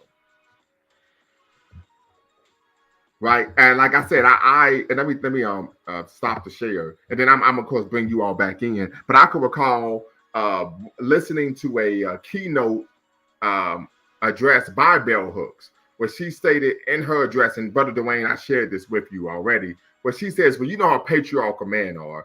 Patriarchal men and romantic relationships want intimacy and they want companionship. And I said to them, I said, what the French toast are you talking about? Anyone in a romantic relationship wants intimacy and companionship. If you don't have those two things, it's not a romantic relationship, it's a platonic relationship. So like I said, the arguments that many of these feminists make are nonsensical. I mean, literally nonsensical. But in the academy, unfortunately, you tend to be able to get away with these type of claims. Brother, you need to slip in on over there with the Black Power media. You need to slip on in there. Okay, I will check it out. Yeah, you need to slip on in there and see if you can offer offer your words to. It's basically a cadre of academia. Okay. Modern Black academia, leftist Black academia, and they would very much, I think they could benefit from your perspective, is all I'm saying. I got you. Because one of the reasons I can do these type of shows, but Dwayne can speak to this, is I actually read feminist literature. I have a whole section of it. Right, so I read the literature, so I'm able to provide a informed critique. And then the question I always make is, how can this be applied in the real world? That's the only thing I care about. Can we take these? Yes, brother Dr. Tommy J. Curry, absolutely. His book, Man Not, absolutely. And brother Tommy J. Curry, brother T. Hassan Johnson, they're cooking with fish grease. If you haven't picked up their literature, his book, Man Not, and of course T. Hassan Johnson's book, Solutions for Anti-Black Misandry, please do so. Right, but could you please put that in the? Could you please put those books in the chat? Yes, I can. Yes, I can. I will do that. So let me put the first one here, Solutions for. But yeah, this is a major issue. But I'm able to have a formed opinion or informed critique because I actually read the literature. It's typically nauseating to do so, but I'm able to do that. Yeah.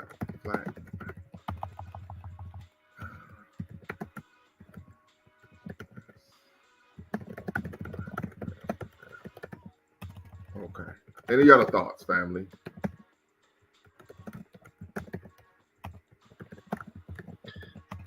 Yeah, I think this is important to be well read on these issues. I admittedly am not well read in the feminist literature. I'm not, and that's something that I need to do. But the reason why I say it's important is because they have their talking points. Like everything that you just read from that article is something that you will hear. Yeah, I know. An academic, leftist academic speak in regards to anything dealing with blackness, and they've tied anti-blackness to um, their feminist structure. And Oh yeah, absolutely. I've again, come across that in the academy. In but the D1 Beats, I have reached out to Dr. T. Hassan Johnson via email. He has agreed to come on the show. We're still dealing with the logistics because he's way out on the West Coast in California, and I'm here on the Eastern Time Zone. But he has agreed to come on, do a joint live stream. I'm sorry, Brother Phyllis, go right ahead. No, it's fine. There needs to be a space for these type of discussions to happen. What happens is that if someone holds a particular position or a particular idea and credentials behind that idea, they tend to poo-poo the argument, the opposing argument, rather than facing it head on. And somehow there needs to be a level, if they really care, if the leftist academics really care about building Black community, then these ideas need to be spoken in broad forum and finally get down to these things that they just think are assumed that all Black people believe, or they assume that this is settled science. They assume that their ideas are settled, and they're not. And if we want to create community and protect community that we have, these discussions need to happen on broad forum. I would agree. Brother, the brother said that. Okay, Brother Dixon. I hope you could tap in and be part of the conversation. You said that the only issue I have with Curry and Johnson is I don't agree with their solutions. Black nationalists and Pan-Africanism are the only solutions. What solutions do they come up with? And I haven't finished reading the book. I've read maybe the first chapter. You all know I'm trying to finish my dissertation. So that's an issue. And actually, I'm gonna put the link in the chat because you all need to go get this book that I've written a chapter in, so you can support me. And I'm gonna put the actual title of the book here because chapter 14, the chapter that I wrote. Excuse me one moment, family, while I pull it up. Right, innocent plug here, right, is African American Education for Liberation in 21st Century America, From Critical Theory to Black Power, by yours truly, Bakari K. Lumumba Speaks. I'm gonna put the link to, of course, my book as well. So yeah, but if you could share what the argument was regarding their solutions, that'd be greatly appreciated.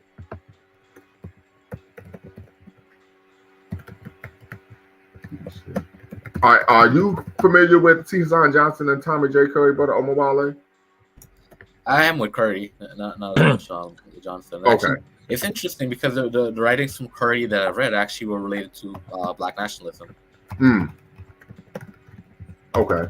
So I don't know what his ideology is. I mean, I've read his writings on particular nationalist figures such as Delaney and John E. Bruce. I don't know if he's a nationalist or not, but I've read his writings regarding the history of some Black nationalist figures.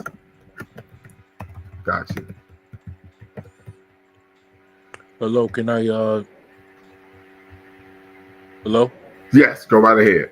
Oh yes, yeah. What I wanted to say is that, in regards to trying to solve these differences with the feminist ideologies along in this how it coincides with the Pan-Africanist movement is, I believe that for it to be more of a understanding in between the two sexes, I think that Black men have to engage more in the conversation on the academic level. So we live in a country where everything is monetized, and it's a democracy where the majority rules.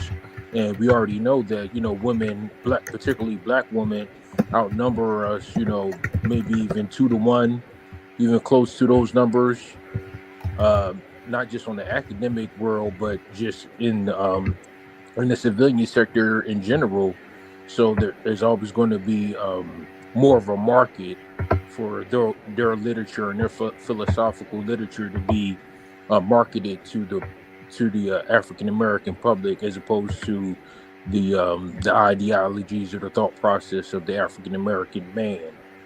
And we've noticed this with blockbuster movies like The Color Purple, and famous literature from Maya Angelou, where black females have had large success, moving their philosophies and ideologies to the marketplace more so than the African American man has been able to do, just from sheer numbers and influence on the actual marketplace in general. Right. Absolutely. Absolutely. So I didn't know that Johnson supports. He said, I haven't read Johnson's books, but I have seen his YouTube streams. I've never heard any solutions except this low key solution of just date out. Ooh, wait, D1B says the same thing. Wow. Lord have mercy. I don't know about it. I don't think that's a solution whatsoever. Man, maybe that's why he stopped responding to my email. I don't know. Man. Okay, yeah. Thank you very much, D1. Thank you very much, Brother Richard. Man, I did not know that. Man, y'all ruined my night. You know what I mean? I'm sad. Talking about a straight deflated. Okay, very good. Santa Claus isn't real. Yeah, I just found out Santa Claus isn't real, right? Man. Okay. I'm sorry, what did I miss? No. So yeah, the brother was sharing how he argued that T. Hassan Johnson and Tommy J. Curry, he doesn't think they actually provide solutions to some of the issues black men face. Yeah, he says the only issue I have with Curry and Johnson is I don't agree with the solutions. Black nationals and Pan-Africanism are the only solutions, and both two brothers were able to substantiate that Dr. T. Hassan Johnson's solution to the problem is to date out. Oh wow. Yeah, I know, right? Like, man, like, man, like I was looking forward to having dessert after dinner. Man, that just hurt my heart. Whew.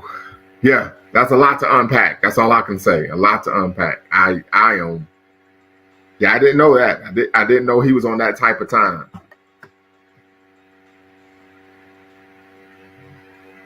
Yes, I know he has a template. I think it's even here in the book. I might be able to pull it up, where he argues there are a number of actual. He has 17-point black male political agenda solution. So let me pull this up here. 17-point black male agenda solution. So the first is okay. So I could go over this, family, if you all don't mind. So 17-point black male solution. He says the first is family court reform. References and he says the child custody. This includes automatic 50-50 child custody as long as fathers can prove what mothers are required to, as far as being able to provide a stable and safe living environment. Once determined, pre-existing income-based alimony, child support, and judgments levied against a black man should be reassessed. Also, child support payments for either parent should be eliminated with 50-50 custody. Should only be considered if there isn't a 50-50 custody arrangement. The presumption of law that 50-50 custody is in the best interest of the child and children. He says the mandatory parenting testing at birth. So this is something I would agree with, right? So these are two things I would agree with. Let's see here. Reinstituting at-fault divorce standards. So many people, of course, push this concept and idea of the Republican Party being pro-family, but we do know that it's the Republican Party, particularly under the leadership of Ronald Wilson Reagan in 1969, and when he was the governor of California, that created the no-fault divorce, right? He argues that in alignment with gynocentric family court policies, no-fault divorce negatively impacted black men while authorizing a massive shift and marital culture that dramatically underdeveloped them economically. Termination of parental obligation, as we understand the law, is a woman's right to choose whether or not she will carry a baby to term, put the child up for adoption, or abort it. Therefore, within the first 6 months of being informed about the pregnancy, men should have the right to financially disassociate themselves from it. Child support value system, right to lifestyle, require formal child support management reports. So yeah, these are things I would agree with. Like, okay, if you're going to receive child support, you have to ensure that those child support payments are explicitly earmarked for approved child-related expenses only. Costs used on non-child-related expenses must be accounted for by the custodial parent. Prohibiting jailing for failure to pay child support. Such incarceration frequently punishes men for being poor more than anything else. This in turn increases black male unemployment and further hurts families' economic stability. So yeah, so there's a lot here. Tax filing options, right? Many people don't know that if you aren't the custodial parent, you can only file for taxes, file your child on your taxes. The mother allows you to, agrees, right? So yeah, I would actually have to, yeah, I think this 17-point plan, I see a lot in here um, that I actually would agree with. I'm not going to read the entire thing because we'd be here all night. But yeah, absolutely. Absolutely. And of course, I will say that there's nothing in here regarding dating out. But once again, I'm going to reach back out to Dr. T.S.L. Johnson and see if we can re-energize that conversation about him coming on the platform. But also, D1 says that, to be fair, he says, unless the conditions don't change, he says black men should go their own way. I want to be clear. I just read Curry and said, even with my criticism, okay, I would just read, okay. They may not explicitly say date out, but if you read between their lines, you will see it overstood. But the problem is we don't really control or influence what you just named solution-wise, so I don't see it changing. Is the black population dwindling in the country? I read a report on this, but I don't think it's true. So JJ Kill9, you can tap in and be part of the conversation. Once again, if you're watching, hit the subscribe and like button, hit the notification bell. You're watching a dual stream between with Beacon Network, the Pan-African social media extraordinaire, and of course, LumumbaSpeaks.com, Black Empowerment Initiative, where we believe we could gain a competitive advantage by always betting on black. And we're having a conversation regarding its sexism, Pan-Africanism, Achilles heel. We basically disabused that claim, showing that it's patently false. And so now we're kind of tapping into one of the claims by black feminists, thought leaders is that patriarchy is problematic, it's unattainable, and we've really been able to unpack why that is nonsensical as well. So once again, I'm gonna open it back up to the brothers on the panel, and of course we can begin where you all like.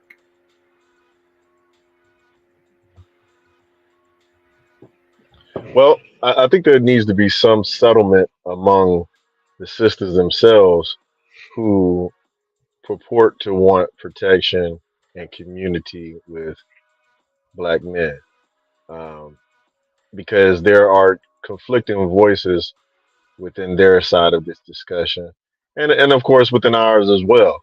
So when it comes to the the sisters who say they want a traditional type or a quote unquote what we have made traditional in our time in America, um, they want that type of association with black men. They need to carry that flag into the discussion with the women that disagree with them, because it can't just be black males making these. We're kind of easy targets. We're kind of easily vilified, and in some cases for good reason. But we're human at the end of the day, so there's going to be the negative among us, and like the propaganda machine has always done, they're going to point to the negative among us and use that as the measuring stick for all of us. And unfortunately, because that propaganda machine has been running for so long and so continuously, the sisters have started to believe it themselves. I remember there was a quote from a gentleman when the crack epidemic first happened, and he said that crack did something that no other situation in the black community could ever do, and it made black women abandon their children. And when it comes to outside forces, and the propaganda machine being one of them, it's going to make us do unnatural things and things that are negative towards the whole of the community. That's all I had to say.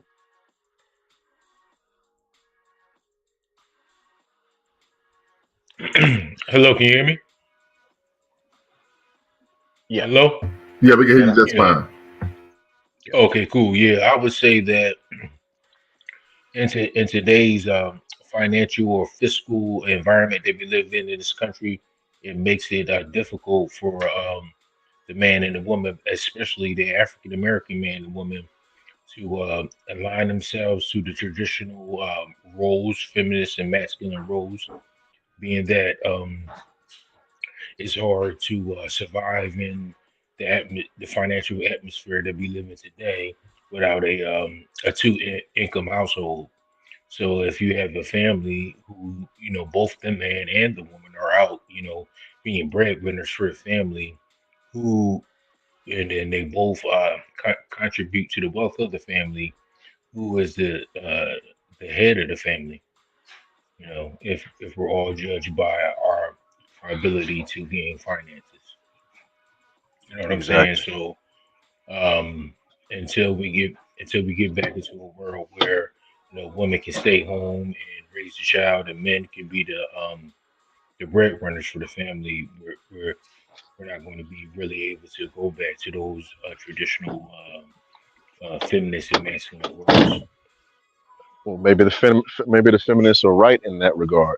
Maybe there does need to be a new male uh, created, but it doesn't need to be created by them. We need to create the new male, the new adapted male fit to take on these new challenges. And I'm not saying that.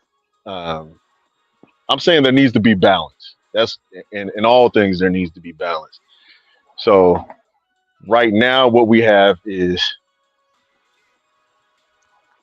feminine dominance of the discussion, feminine dominance of the organization of the new black community.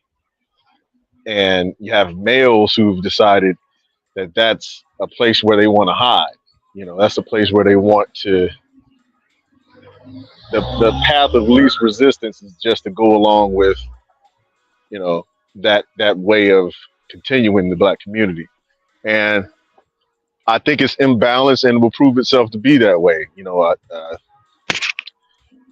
Yeah, I'm not going to continue. But anybody else have anything else to say? Yeah, I mean that's why it's so imperative that we engage in building our own institutions and our own financial institutions, so that we can have businesses where as though we can distribute the funds to the African American male or the African American woman, or at least influence the way it's distributed, so that we can have more of a functioning family structure in between the male and the female in our communities. But as long as we are subject to the whims of the European economic power structure, we're never going to be able to have the control of our own ability to control our own lives in that regard. So yeah, that's why it's so important, 100%. and that's why I was so, and that's why a lot of Pan Africans influencers were such against, what Deion Sanders did in regards to leaving the historically black college, the HBCU, is because that was an ability for a wealthy African American man to establish our own foundation or our own institution that we could build from, and the rest of the African American community could feed off of the uh, the influence that that institution would have had in our communities. But by one of our most valuable assets, one of our richest, most influential assets, leaving the black community for a white institution, that potential of turning that white institute or that black institution to like a hub for financial prosperity for African Americans was lost. You know, so and he can't influence other influential African Americans to start businesses in black communities. So we're always going to be subject or modern day slaves to the power of the European dollar. 100%. And keep in mind, that's what the sisters did. I'm sorry. Apart from the HBCU portion, as far as organizing power, what did they do to get into the current position that they're in? What relationships, what allies did they make in order to be the center of I heard just one feminist sister who made this comment, and she may not have known what she was saying when she said it, but she said that black women are the newest inductees to white. What did she say? White privilege. And I thought that was incredibly interesting in the way that she put that. But again, something that comes natural, and this is, maybe it comes out sexist, but something that comes out natural to women is community. Something that comes community amongst themselves.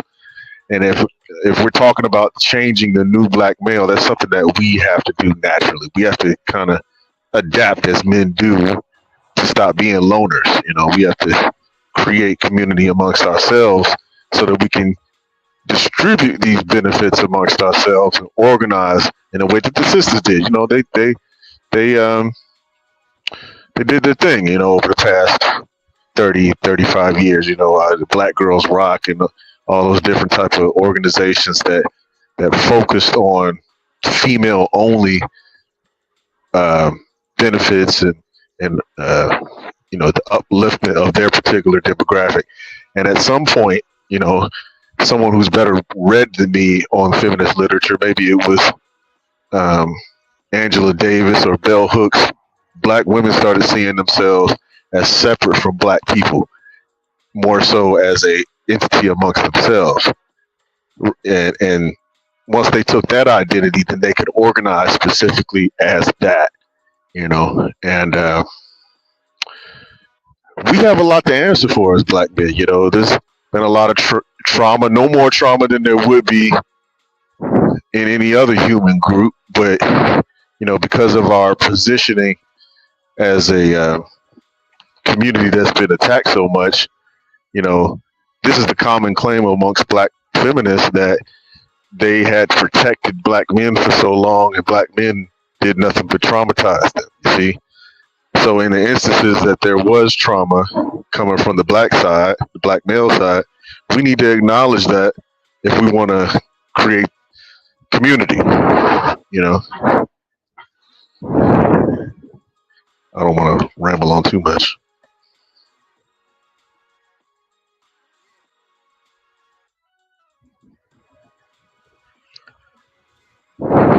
I'm done. I'm sorry. It says, can I join? If you're African, yes, you can join. If you are African, yes, you can join. So I'm going to need you to cam up. And Kun, I'm going to need you to, Kun, I need you to cam up and Q before I can actually bring you into the conversation. Can't see your face, though. I need to be able to see your face. Okay, I see what we got going on here. All right. So non-African can't come in. All right. So let's see here. Appreciate black women are only able to operate like that because of this environment. Other groups of women do not do that because they are molded by their cultures. And I think a lot of that, of course, and I see what you're saying there, Brother Dixon. In my opinion, some of that is based on this is what the actual enemy wants to have take place. Right. So I think that's something that we have to consider as well. That, unfortunately, we are actually behind enemy lines. And so typically nothing happens unless it is being sanctioned by, of course, those who are virulently against the best interests of our community. And I make the argument that anytime we aren't working together, black men and black women, African men and black women, then we're going to actually have problems. Right, we're actually going to splinter from within, and so if you're struggling within, you're going to be defeat the enemy from without. I think we should stay there for a minute. What particularly are these forces, and where's the proof that they? I appreciate that, brother. So I would give a couple of examples. One, I would cite Dr. T. Hassan Johnson's text. One, he is the family court system. So, right, it actually incentivizes removing the father, the black man, from a functional role in the nurturing, raising, development of black children. And we know that even that feminists ideology, even education plays a role that argues that what children would do better without the father in the home. But the data, the facts, data, and statistics shows that children actually do better. They're less likely to be victims of physical and sexual abuse if the father is present in the home. The biological father, not mom's boo thing, not mom's bae, the actual dad, right? And so those are two issues right there, right? The family court system, and then of course ideology, which we even find sometimes even being promoted in K through 12, right? This concept and idea that children are better off if the father is not present, right? And one of the things that Dr. T. Hassan Johnson talks about on his platform, on his channel, and even in his book, is how this whole concept is rooted in ideology, even though the data, of course, belies the arguments that the ideology is making. We find that children do worse when the father's not in the home in terms of behaviorally, in terms of academically, in terms of self-esteem. They're more likely to become ensnared by the carceral state, to become sexually promiscuous, to abuse drugs and alcohol. All of these issues go up exponentially when the father is not present. So one of the major issues we find, in my opinion, of course, I'm not being original in this proclamation, is the family court system and, of course, feminist ideology. In fact, when we look at some of the work of Cornell Hudson Weems, she wrote the book Africana Womanism, and of course she provides a vociferous critique of Black feminist thought. One of the first things she states on page 1 is, hold on, give me 1 second, family. This is the actual introduction, not chapter 1. Please forgive me. Chapter 1, Africana Womanism. Feminism, how we feel about that embarrassing Western philosophy. The destroyer of homes, imported mainly from America to ruin nice African women. So she starts off stating right away that one of the goals of feminism, and I've read the literature, is to actually to remove the father from the household, to destroy the family unit. We even find this with a lot of NGOs, non-governmental organizations, that will go to Africa and provide microloans to the women rather than providing macro loans to the family. And the goal is to undermine the man's economic willpower and, of course, authority in terms of the home. And so part of that goal is to actually remove the father from the household and actually promote a concept and idea in which the children are raised without the dad. And we don't even, anecdotally, children will tell you, I want my father, I want him here, right? So we see that one of the aspects of feminist thought is, of course, pushing the removal of a nuclear family movement, pushing the removal of the man from the household. I've read feminist literature that even made the argument that having children is oppressive to the woman.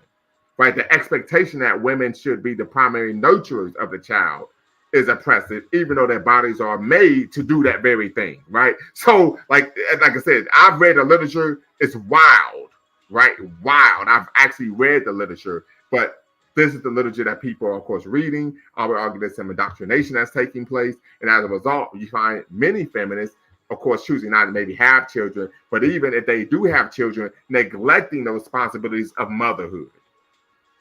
Right, and using feminism as a way to say, well, I don't have to actually be a mother because being a mother is oppressive, right? So things to consider, but I can make these type of informed critiques because I've actually read the literature.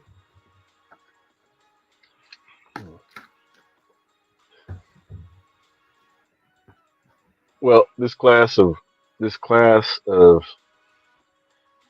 women in the past 30 years has been raised with those particular inklings, to look at the instinct of motherhood as invalid and the instinct of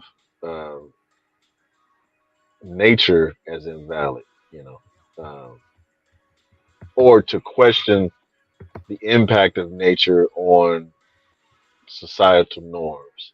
Mm-hmm. And I think as a intellectual pursuit, it's not a bad thing. But once you start trying to indoctrinate people into that particular way of thinking, the outcome just look at the outcome of the things that you're discussing. What's the outcome of women feeling like it's unnatural for them to be a mother?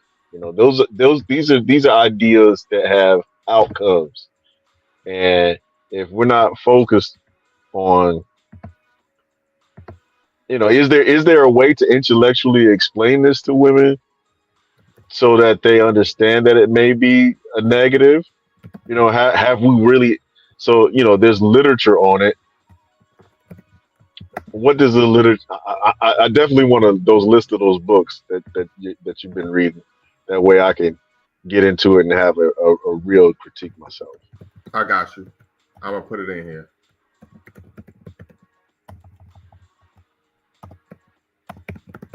Brother Dwayne, any thoughts? I'm listening at this point. Got you. Brother Sandman. Hey, Brother Sandman, a side note, what's up with your boy Joel Embiid and those 76ers, man? He looking real unfamiliar out here. Oh man, he broke my heart. And he does it every postseason. Oh man, well he was born and raised in Cameroon. Uh-huh. Yeah, so he's been having a whole lot of physical issues in regards to like staying healthy, and he's a big man, and sometimes like people, when they have that gigantism issue, they have a lot of lower extremity problems with their health. So he's had that issue the entire time that he's been in the NBA and going through, the injury process. So yeah, he hasn't been able to get over that hump and take it to the next level like his predecessor Hakeem Olajuwon and lead his team to a championship. It's very unfortunate. Plus, the NBA is a business, so it might not be in the well-being of the National Basketball Association to have Joel Embiid, the African, be the face of the league. business. Well, he won MVP last year. Yeah, he won an MVP. I would make the argument part of the issue, and of course we're gonna get back into the actual conversation. I would think, but part of the issue is the fact that he's just soft. He's the biggest person on the court, and anytime there's a collision, he's the one that ends up on the floor. Yeah, well, the thing is, SOFT. Yeah, well, the thing is, what he says and what he claims is the doctors advised him that because of his degenerative lower extremity issues with his knees and his feet, that to reduce the impact of jumping and taking the impact of the collisions that's going on and the paint, that he should fall as opposed to absorbing all of the impact in his joints. So that's why he claims he falls all the time. I got you. And I would talk to that as soft, SOFT. I mean, you got guys. Yeah. He got you're talking about we're gonna get back to the conversation, brothers, sisters. Please forgive me, but I'm just gonna digress for a minute. You got people running into him that he outweighs by 130 pounds. That makes no sense to me. That's like my daughter running into me and I'm falling down. That makes no sense whatsoever. And she's like $110, and I'm 225, 230. Stop it. Mm-hmm. Right? Stop it. Right? But yeah, but they was doing a lot of fouling out there too. You know what I mean? The New York Knicks, they was playing rough and tumble brand of basketball. They did it to Michael, and Michael got the job done. Yeah, Michael, he's a different breed. He's one of the chosen ones. And Shaq, he was like 350 pounds, so they were scared to tussle with him. Joel Embiid ain't that big. Right, yeah, Joel ain't that big or that strong, absolutely. So yeah, but so let me say this, and we're gonna get back on topic. So, Brother Doc, I actually put both of I put Africana Womanism, We're Claiming Ourselves by Dr. Canoa Hudson Weems in the chat, and I also put in the chat The Myth of Black Male Privilege by Dr. T. Hassan Johnson. So I hope that satisfies your intellectual taste for this evening. Oh, yeah. And I'm going to we'll go around and I'll allow you all to close out, and then we're going to end for the night. Definitely appreciate everyone who tapped in this evening, and you're always welcome here at Lumumba Speaks and of course Speak for Line Network. So we'll start with Brother Omawale. Final thoughts regarding the conversation this evening: is sexism, Pan-Africanism's Achilles heel? Unfortunately, it would be nice if we could have some sisters, give their perspectives on it. But I would just say, based on everything that we concluded from the conversation, it would seem like a resounding no.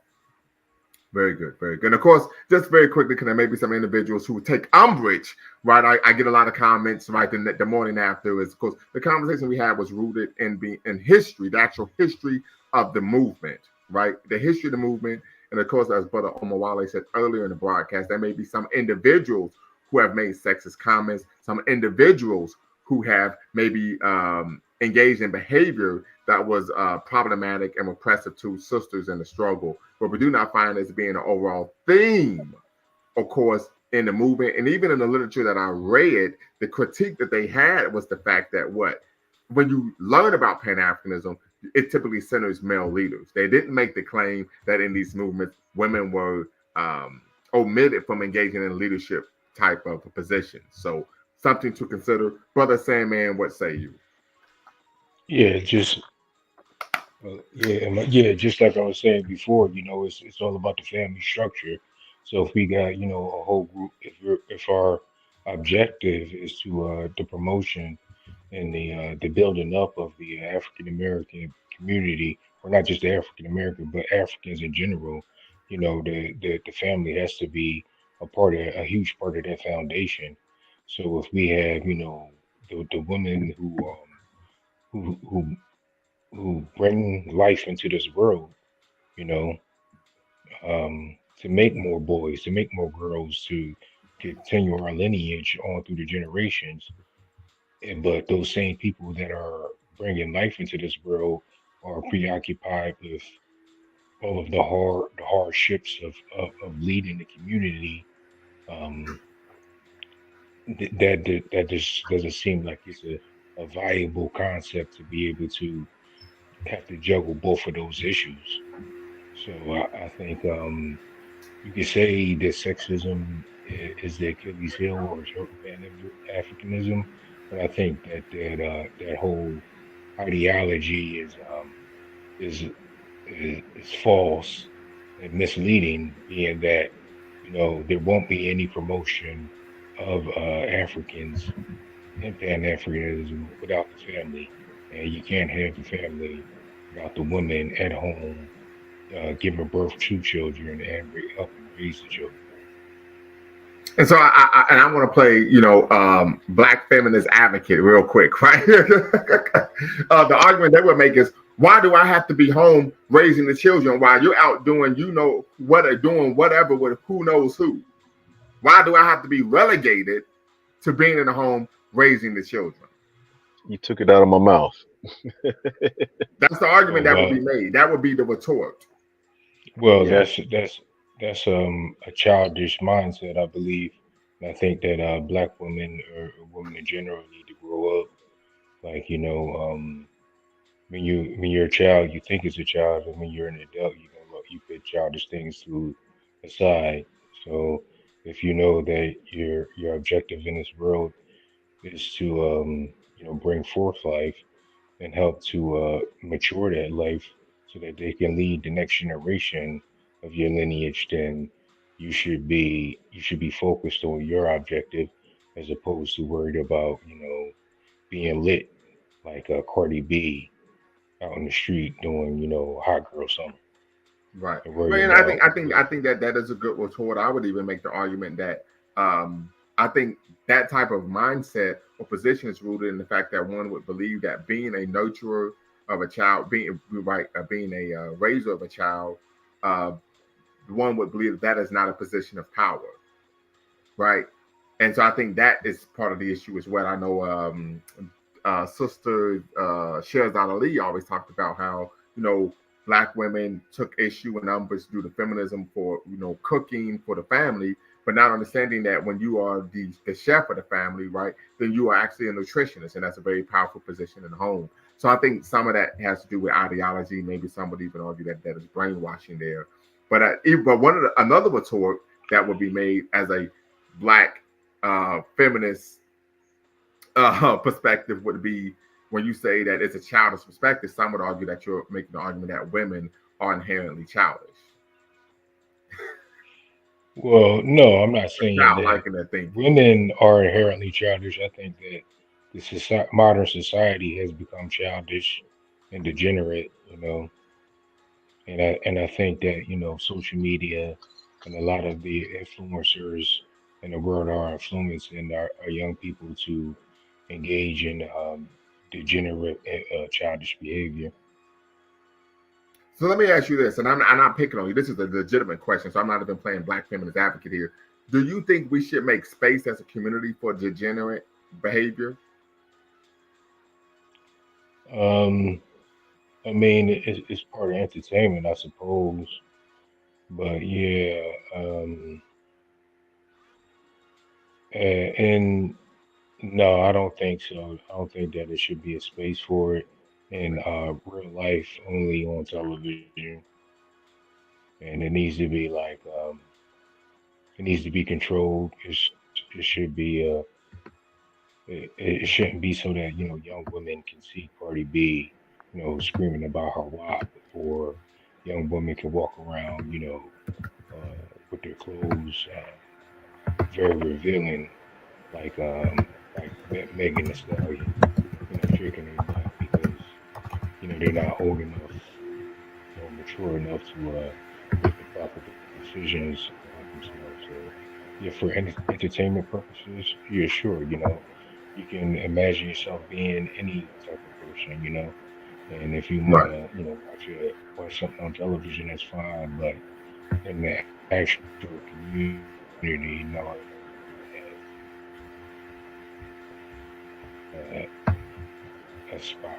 The degeneracy has no spot in a civilized Overstood. community. Overstood. Brother Doc, I'm gonna let you close us out. Yeah, the jury is still out for me. I don't know enough to say that the uh, that sexism in isn't the black Pan Africanist Achilles heel. I don't know enough about not only sexism but the way that black women view themselves inside of that concept. So they attach themselves to it for a reason. So there's some phenomenon that's going on that needs to be addressed. Each arm of what they consider themselves, each arm of uh, what they consider to be the sexist problem needs to be identified, and each leg needs to be kicked from up under that philosophy or that idea. So I don't know enough right now to just say no. I want to learn more, and I want to see where they're coming from, because the brother Mr. Sandman, he said that you know uh, part of community is sisters having babies. Well, I think we need to have space for sisters to look at themselves as more than baby makers, and that may be something that attributes to their idea that there's an imbalance in Pan Africanism, or an imbalance in the way that we uh, have movement and the way that we have community. We need to make space for them to feel like they're in community and not being ruled over. You know what I mean? Or Well, the thing they is, they will I'm call. sorry for interrupting. Go ahead. Go ahead. Yeah, the thing is, they as being baby makers, the woman or the mother is the first teacher Can you of the speak up a child. little bit more, Brother Sandman? Oh, hold on. Can you hear me better now? Yes. Yeah, I was just saying that the woman is the first teacher of the child, so they have the most influence on the society by being at home and teaching the child to grow up to be a responsible adult.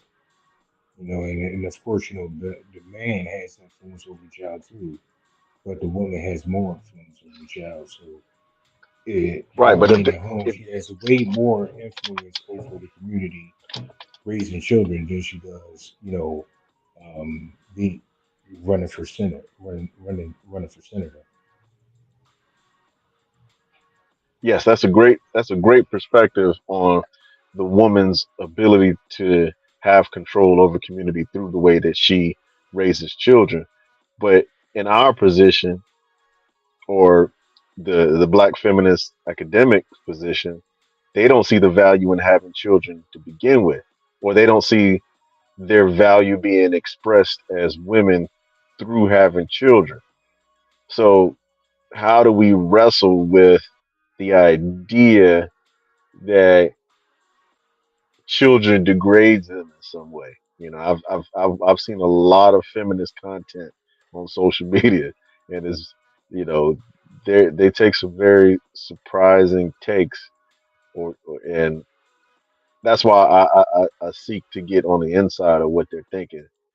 Um, yeah, that's pretty That's much why I mentioned that there's some literature that makes that argument, right? And so we talk, there are different strands of feminism. You have black feminist thought, you have radical feminism. Particularly, that's a position taken by radical feminists, that having children is oppressive, that being a mother is oppressive, that being part of a family unit is oppressive. So the solution is, if you believe that, if you ascribe to that ideology, the solution is to what?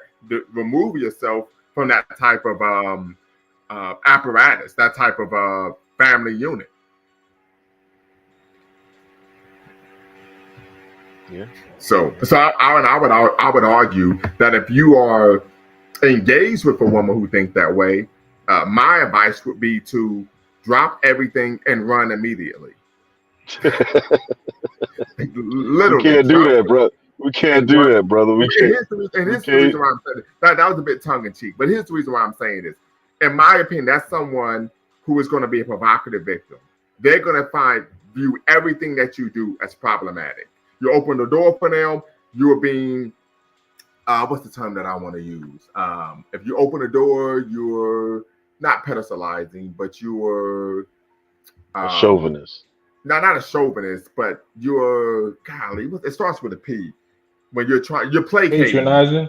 You're patronizing. You're placating. Right? If you know, and so it gets to the point like it's exhausting because you're walking on eggshells. 1 minute they may love being a mother, the second they feel like it's oppressive. Like, you know, or you have a situation where, and this is why that Safe Haven Act was even created, because you had a lot of women, unfortunately, who were deleting their children.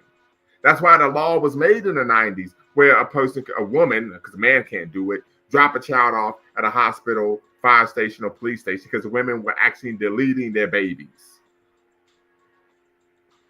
But from a feminist perspective, the argument is that children are in danger when they are in the home with their fathers. We know that isn't true. And what did these women do when they killed their children? They would say, a black man stole my car with the kids inside. Right. So, yeah, I mean, literally, this is what happened. Right. One of the most prominent cases was in South Carolina. One of the characters in the TV show Oz, the white woman in the TV show Oz, that was an inmate, was based on the woman who actually did that. Oh, wow. Yeah. So it's like, you know, like I said, I deal with the real world ramifications of these concepts and ideas. Right. I would make the argument, if I had a child and then say, you know what, I don't want to be a father, everybody would excoriate me as being irresponsible and immature. Right or wrong. Right? But unfortunately, from a feminist perspective, well, you know, she's just not ready. We need to create space for her to find her place when she's willing to. Nah, I don't play those type of games. It's called accountability. That's part of traditional African culture. If you French toast didn't want to have the child, you better woman up and handle your BI now. Because if it was a man, we say, well, if you ain't gonna take care of the child, we're gonna throw your monkey behind in jail for failure to pay child support. So I treat men and women equally. Literally, not figuratively, literally. You don't get a pass because of your gender over here.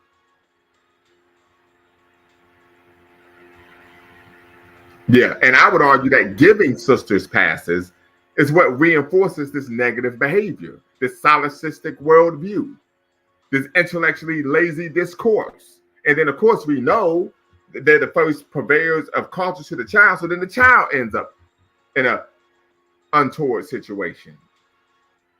So it's a vicious cycle.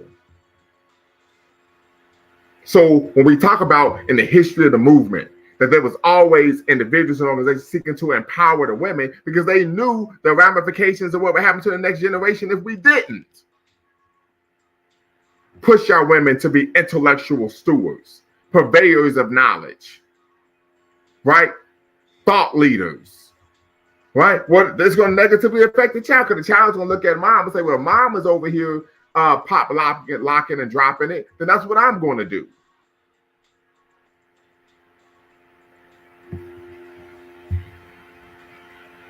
If mom is apolitical, I'm going to be apolitical. If mom is a cretin, then I'm going to be a cretin. One of the reasons why I've always had a love for intellectual inquiry is because my mother instilled that in me when I was a child. Matter of fact, my dad was like, listen, I was at my parents' house maybe 2 weeks ago. And my dad was like, you know where you get that from? You get it from your mom. He was like, because I was at work all the time. But my mom was an intellect and she instilled that in me. Come on, sit down. We're going to read this book. Come on, sit down. We're going to do X, Y, Z. I can vividly recall, when I was in kindergarten, I was able to do my brother's 3rd grade math homework. Literally, I vividly recall that. So the household, and the proverb states what? The ruin of a nation begins in the homes of its people. That's why, and Brother Dwayne knows this, when we talk online, we may be having some group chats. People start talking about the school system. Like, man, shut the French toast up. I want to hear that crap. What you doing in the household? The school system has no control over the values that you normalize in your home. Turn the goddamn TV off. Stop playing video games and sit down with your children and have them read. Sit down with your children and engage them in intellectual pursuits. I actually put up a picture on my channel of a picture of my children 7 years ago this week playing a vocabulary builder board game. I don't know if anyone saw it. I've normalized these things in my home with my children, so I'm not just talking about obliviating. This is what I did on a diurnal basis. The teenagers now, so you know they don't want to talk to me, right? But this is what I did on a diurnal basis. So I could poke out my chest because I actually practice what I preach. It's not theoretical for me. I actually did it. And this is I told my daughter all the time, I was like, I had a plan for you before you was even born. She was like, what? I said, you ain't even had no choice, yeah. I had a plan for you before you was even born. I said, this is what I'm going to do with my children. This is how I'm going to raise them. This is what I'm going to do. This is what type of values and beliefs I'm going to inculcate in them. I had the whole thing lined up before they were even born.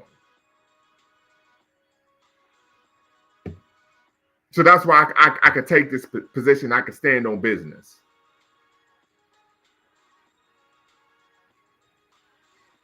Yeah. But until next time, Brother Doc, go ahead.